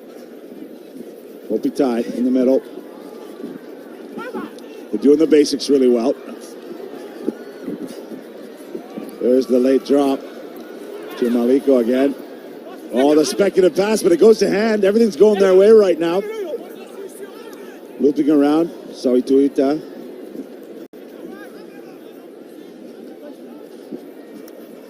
Oh, that distinctive step. It's just enough. Can he get all the way? No, but he's going to offload. Hopitai. Try time under the post. And some of these passes that are sticky, unreal. From the Samoan team, this will be good to watch in the replay. Look at this. Oh. And the thing is, it's right on the money as well, so that's not a fluke. Then there's the footwork in the middle of the field. There's the straight, and the beat still had another delivery to give, and he gives it right on cue. Yeah, that final pass from Sione, he's been really good. He's a creator. Debuted back in Hamilton in 2020, but in his 6th event, he was the provider there, and that'll get us to the break. Halftime, Samoa in charge, 19 points to 7 over Australia.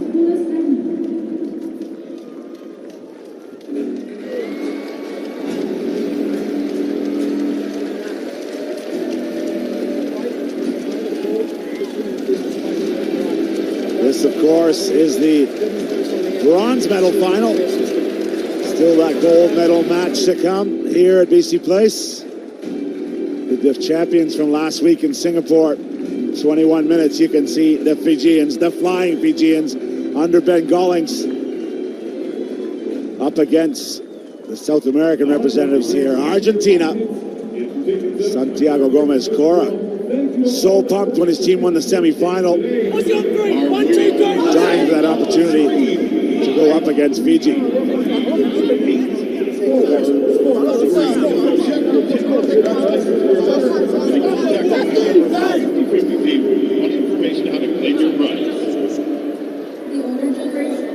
Falanico's been impressive.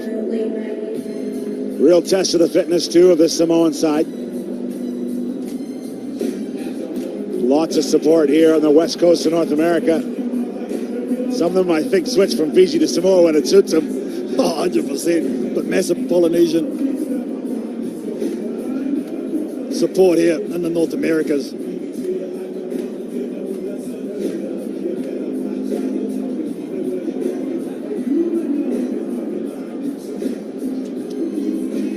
Samoa in charge of this one, but the second half, there's some tired legs. The sixth game of the weekend for these players. A short bench for Coach Brian Lima to call upon. Only 2 subs. We'll see if that plays into this one.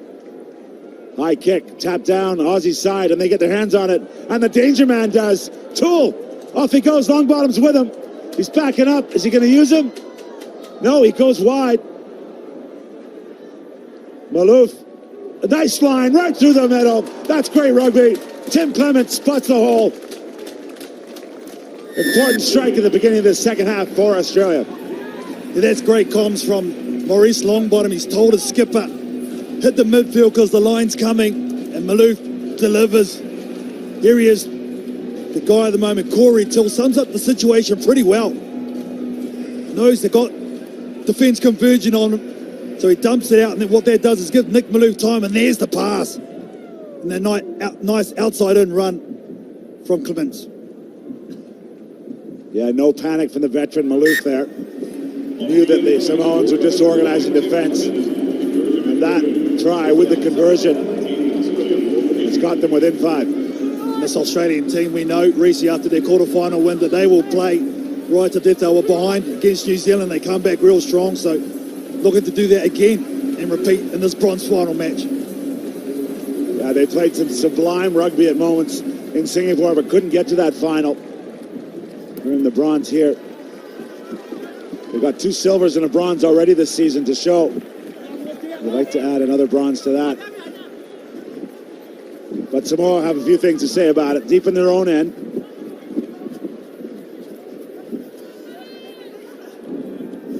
Big Opatai sucks the defense one side. No compete there for Oz at the breakdown. They're happy to hold this gold wall up. There's no sweeper in behind. I wonder if that's something Samoa will consider. There it is. There's the chip. It's a foot race. He's got to get to his feet. It's available. Please let him get away with it. Aussie in the attack again. Roach around in the corner. Flat ball again. Really patient stuff from the Australians. In the end, extra roll. Lawson deemed to have taken an extra roll after the contact. It was actually fantastic defence on the outside. It was the second man on the far side of the field that really shot up. So one blue to stop the Aussies getting on the outside. When they come back in, nice chop tackle, went straight into the defence.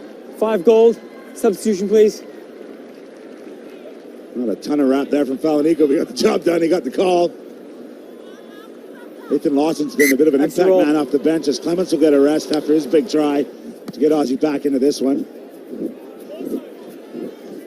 The best kick in the world, KT. Like one of yours, bud.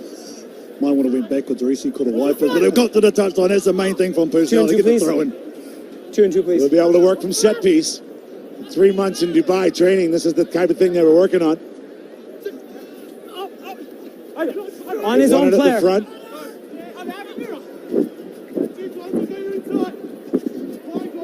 Bronze medal up for grabs here. Just less than 4 minutes to go. Samoa with a narrow lead, and again they throw it wildly infield. This time it doesn't go to a blue hand, but Aussie had it for the moment, but they've lost it forward. High tackle. And that's a seatbelt tackle. The referee's going to come back for. We may have a yellow here. We'll have a look the chest here. And you've come up. It's a yellow card offense. Just the inside tackle right there, yeah. Seatbelt. Looks like it's going to be a yellow card for Samoa, so even more pressure. Yeah, Tal Chowdhury doing that. Not only was he seatbelt across the shoulder, he went up. If there's anything to work on for the Samoan team, it's their discipline. A number of times in games have been down to 6 players. Can't afford it. So, 7 gold against 6 blue. See what the outcome is. 2 minutes.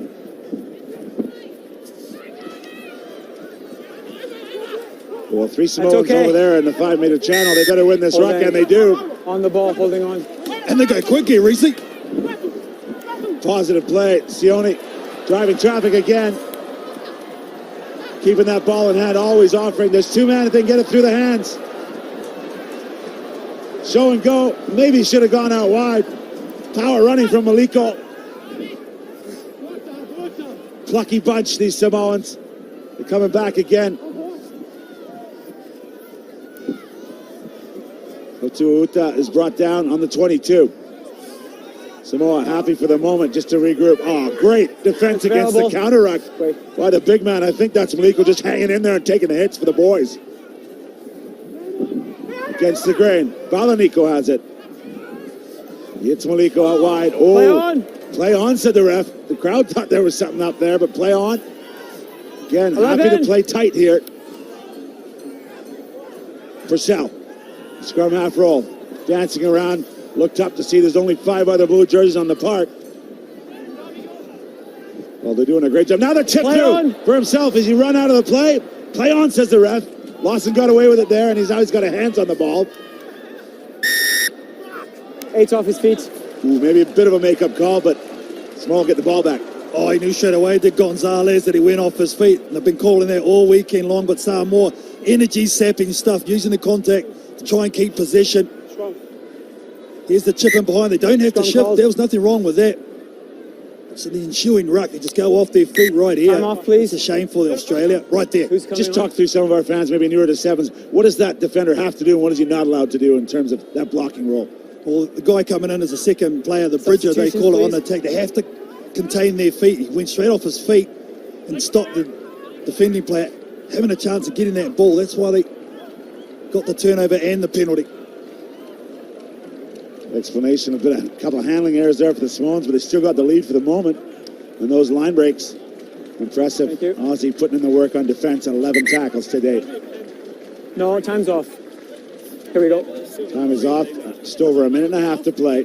Here we go. There is the series standings. Samoa at the bottom, just time back on. Injured in Singapore last week, but climbing quickly as are New Zealand. Crouch. Bind. Highest ranking for Australia since 2000. Clean strike. Samoans back to full strength. Combination of wanting to suck up this clock and also still keep threatening, still have a go at that try line. Through the middle.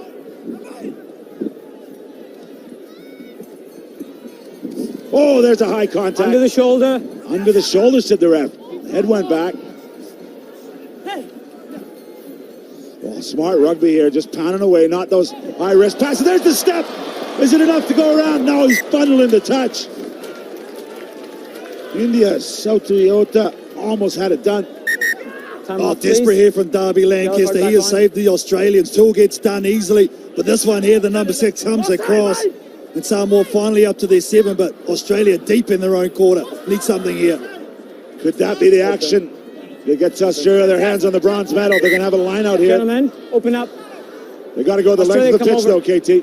2019 since Samoa last won a medal here, Reese. 19 tournaments. Is this the moment for them? Long bottom, a lot of pressure on this throat. Very good. Time back on. Australia win streak in jeopardy here. They're down. But they do have the ball. Let's see what happens. Lots of movement. Overthrow. Oh, he tried to pick it up on the fly, but that's going to give Aussie a chance to respond. 30 seconds left in this one. Advantage over. Literally on their own goal line, then have to go the route to win this match. Toole drops it back inside. Patient build-up from the Australians. Long bottom, flips it wide. Careful on your tackle. Some tired legs out there. Who's going to do the work? Who's going to look after their mates in defense? Patterson goes down hard. The Hooters sounded. 4 Aussies lined up.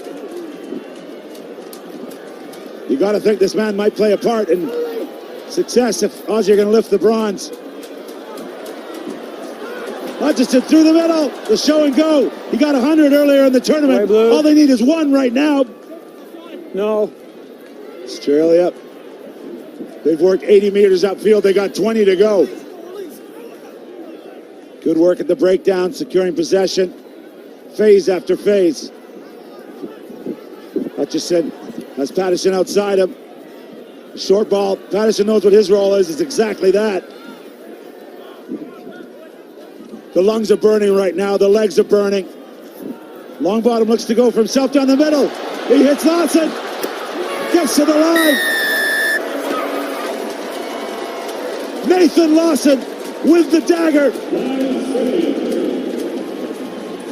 That will tie it up. This is a crucial conversion for Australia to seal this one. We spoke about it, Reese. They were literally on their own goal line. Phase after phase, wave after wave. Then Maurice Longbottom said, you know what, I'll take this country on my shoulders. I'll set it up and bounce back the blind. There's the run. And who's going to step up and take this conversion to win? Maurice Longbottom. Here we go. Sweet strike. It's down the middle. The arms are in the air. John Manetti's team have taken bronze here in Vancouver. They add to their 2 silver. Absolute disappointment for the Samoans, but credit them on their efforts the last 2 weeks. Remarkable young group that I've got a few more things to say on this series, I think, KT, going forward. Yeah, 100%, but on the other side, this young group for this Australian outfit, twice coming back from the death to be able to sneak victory. And man, oh man, that says a lot about their character going forward. Maurice Longbottom, he was the start. As you said, he took the nation on his back.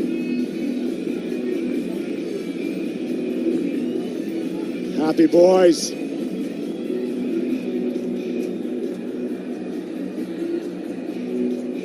Six matches. It's been a long weekend here for all the players. But you know better than most. Being a Hall of Famer, scored 2,000 points off the boot, and Maurice Longbottom was the one that stepped up under pressure to nail it. I mean, the mentality you got to have as a kicker. I mean, tell it to us, through it. Well, you want that ball, don't you? You're saying, give me that ball. I want to win this for the boys. It was a great team effort in the end. And then he's able to celebrate with his players. Of course, the man has had success on the Women's Hsbc World Series, and now a bronze medal here in Vancouver at the Canada Sevens. Great opportunity now to hear from the winning team. Sideline with Down Sanford. Nick Maloof, I saw you jumping for joy at the end of that. Please tell us what's going through your mind those last 45 seconds. I just think a really gutsy end to a game. I think everyone's seen how impressive Samoa have been over the last 2 weekends. We had a disappointing semi where our energy and enthusiasm was just off the mark, and really important for us to bounce back there. I think that's a mark of a good team. So, yeah, in the dying seconds it was nice. And then Mozza clutched up with that conversion, which is awesome. Congratulations on the bronze. Epic way to finish in the end. Thank you, mate.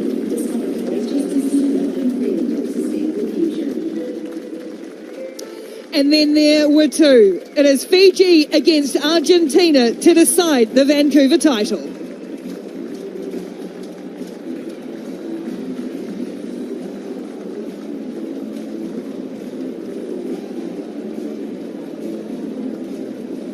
What a decider it is. Fiji from the outset on day one have been almost unstoppable, racking up points at will while also producing punishing defence. Argentina, well, they've built throughout the tournament a 12-all draw to start us off yesterday. But this team is fit and fast and athletic. It has been almost 14 years since Los Pumas won a title. Is today the day that drought ends for Santi Gomez-Cora's team?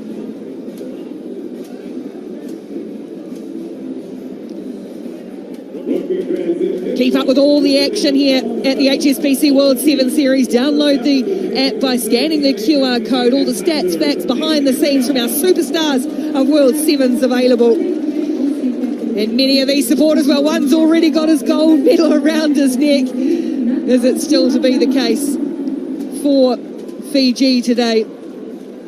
Back-to-back finals for them. Can they make it back-to-back titles after winning in Singapore a week ago? Elvis hasn't left the building. He's ready to rock and roll too, like our two teams, Argentina against Fiji shortly.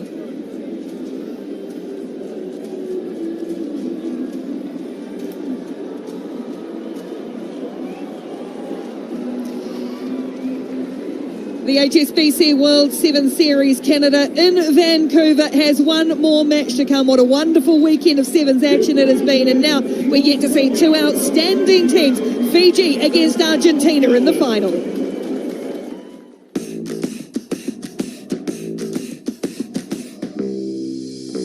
Get it quite clear, been in this game over light years. It's as if I'm living a nightmare. Don't nobody hear from their right ear. I was right there with my night ears, thinking that y'all would have fight fair, but y'all finna cheating like Ric Flair. It's all about money and skincare, full of hot air. I'm really be living in jail. Celebrity status is redefined, that's the bottom line. Come on. What's goody?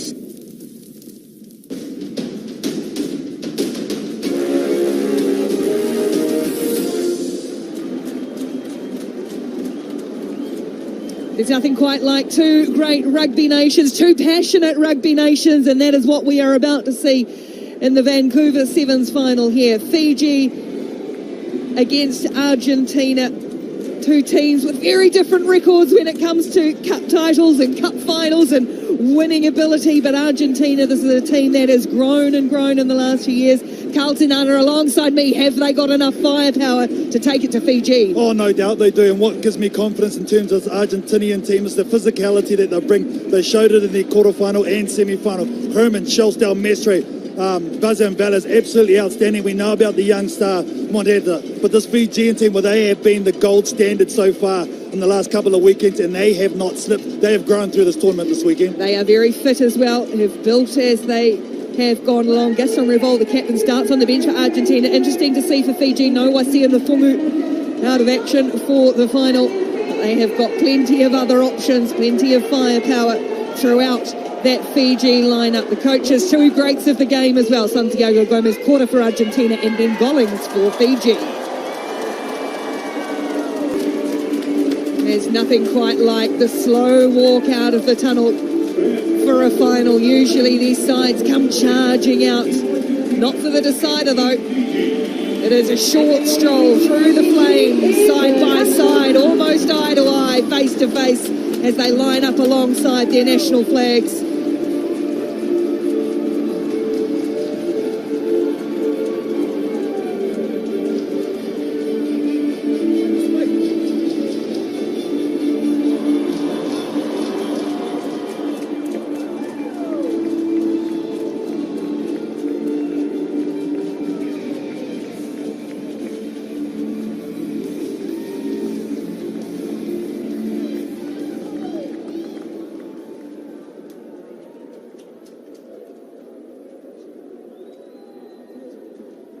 Now, fans, at this time we ask you to please rise if you're able, remove your hats, and join us for the national anthems of Fiji and Argentina. Merci de vous lever si vous le pouvez pour les hymnes nationaux des Fidji et de l'Argentine.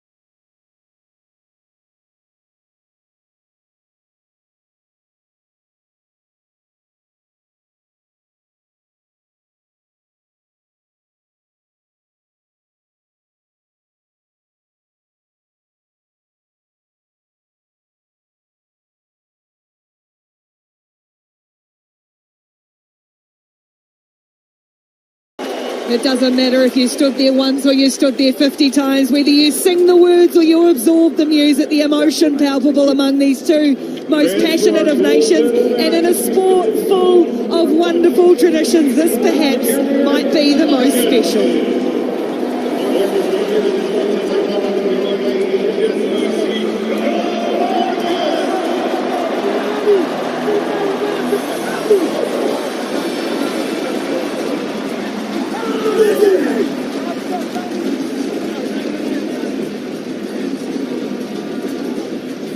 These giant men with the softest of touch.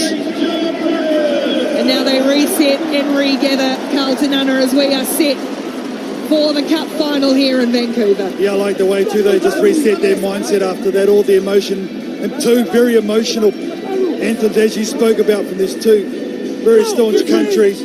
But man, Fiji, I think it's time they are going to level up. This is going to be a cracker, Rick. That's right. Just give me a countdown.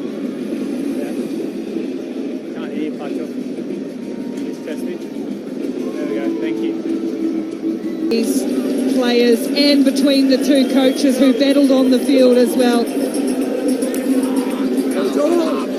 An outstanding moment for a wonderful young Argentine side, Carlton Unna. 100%. You can see right from the get-go the emotion of both of these sides and what it means to them. 14 years, he's done it as a player. Now he's been able to mould and shape this unit over a period, and to get a win like that against a champion side such as Fiji, man oh man, this Argentinian team have really stood up and fought for everything this weekend.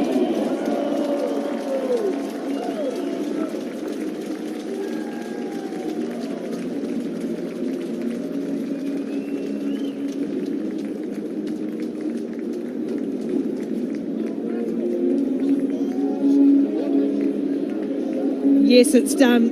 They have done it for the veterans and the youngsters. It means so much. And comprehensive it was too, in the end, for Argentina. 29 points to 10. They beat Fiji in the final. Oh, and the party begins for them in the middle. There it is.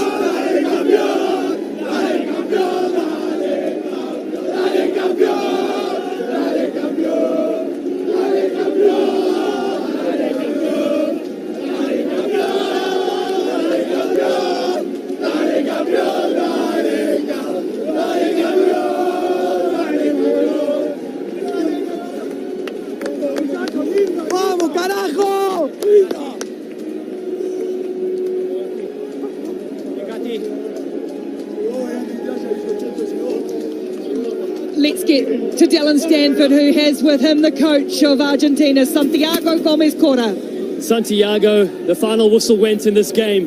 What was the first thing that went through your mind? You have to dream because the dreams comes true, and I can't believe it. I fought for this many years, 9 years as a coach, but it was my dream, and I can't believe it. The Olympics first, and now this. I'm so happy and so proud for these guys. The last time your country won was when you played in 2009, was the last time you lifted the title, and here you are again, my friend.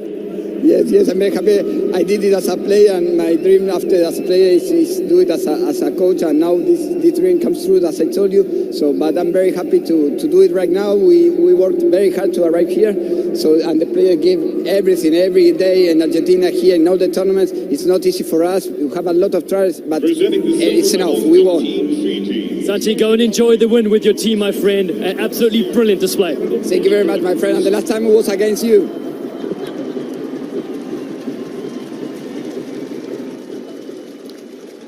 You have to dream. Santiago Gomez-Cora has dreamed big for his players, and they have fulfilled that for him in quite stunning fashion. Right, let's go back down to Dallin. He has with him the player of the final, Marcos Moneta. Marcos Moneta, another HSBC Player of the Final award. Tell us about that game. It was very, very physical. Yeah, it was very, very physical.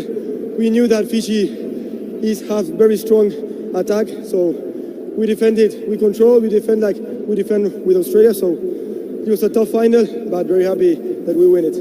You have support all around the world. Can you give them a message after this famous win? Thank you for all the people supporting in Argentina or in other place that support for our team. Thank you very much. Congratulations on being player of the final and on a brilliant display. Thank you very much.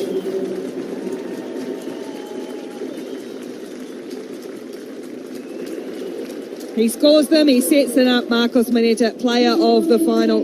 And what it does for our standings, that gut closing between South Africa and Argentina. They are crawling up that ladder.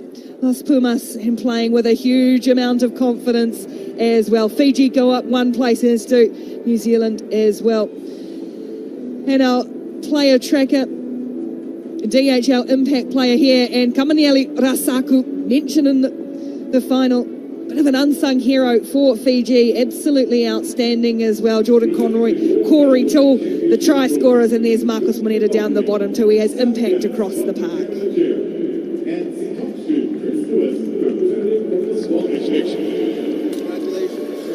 And now they get these special medals from the local Indigenous community. And there's some players, Carlton Anna, who've been part of this team a long time. Herman Schultz, Gaston Revolt, and the new young stars. What have they built together over this past year? Santi mentioned it, the Olympic bronze medal as well. So huge for them. Yeah, I think it's the environment that Santiago and his management unit have created amongst this group. We saw the team lift Gaston Revolt. I don't know what that means going forward for their program, whether it's Gaston's last tournament or what, but they lifted him high amongst their group, and I think just there, it just showed how connected they were, and that's how they played. They fought for each other throughout this whole tournament when they were under pressure, and they really did tell in this cup final. He'll be the last man up on the stage. Gaston Revolt standing in the middle, has been at the thick of so many great moments, but this, one of the best for Gaston Revolt. And Argentina champions in Vancouver.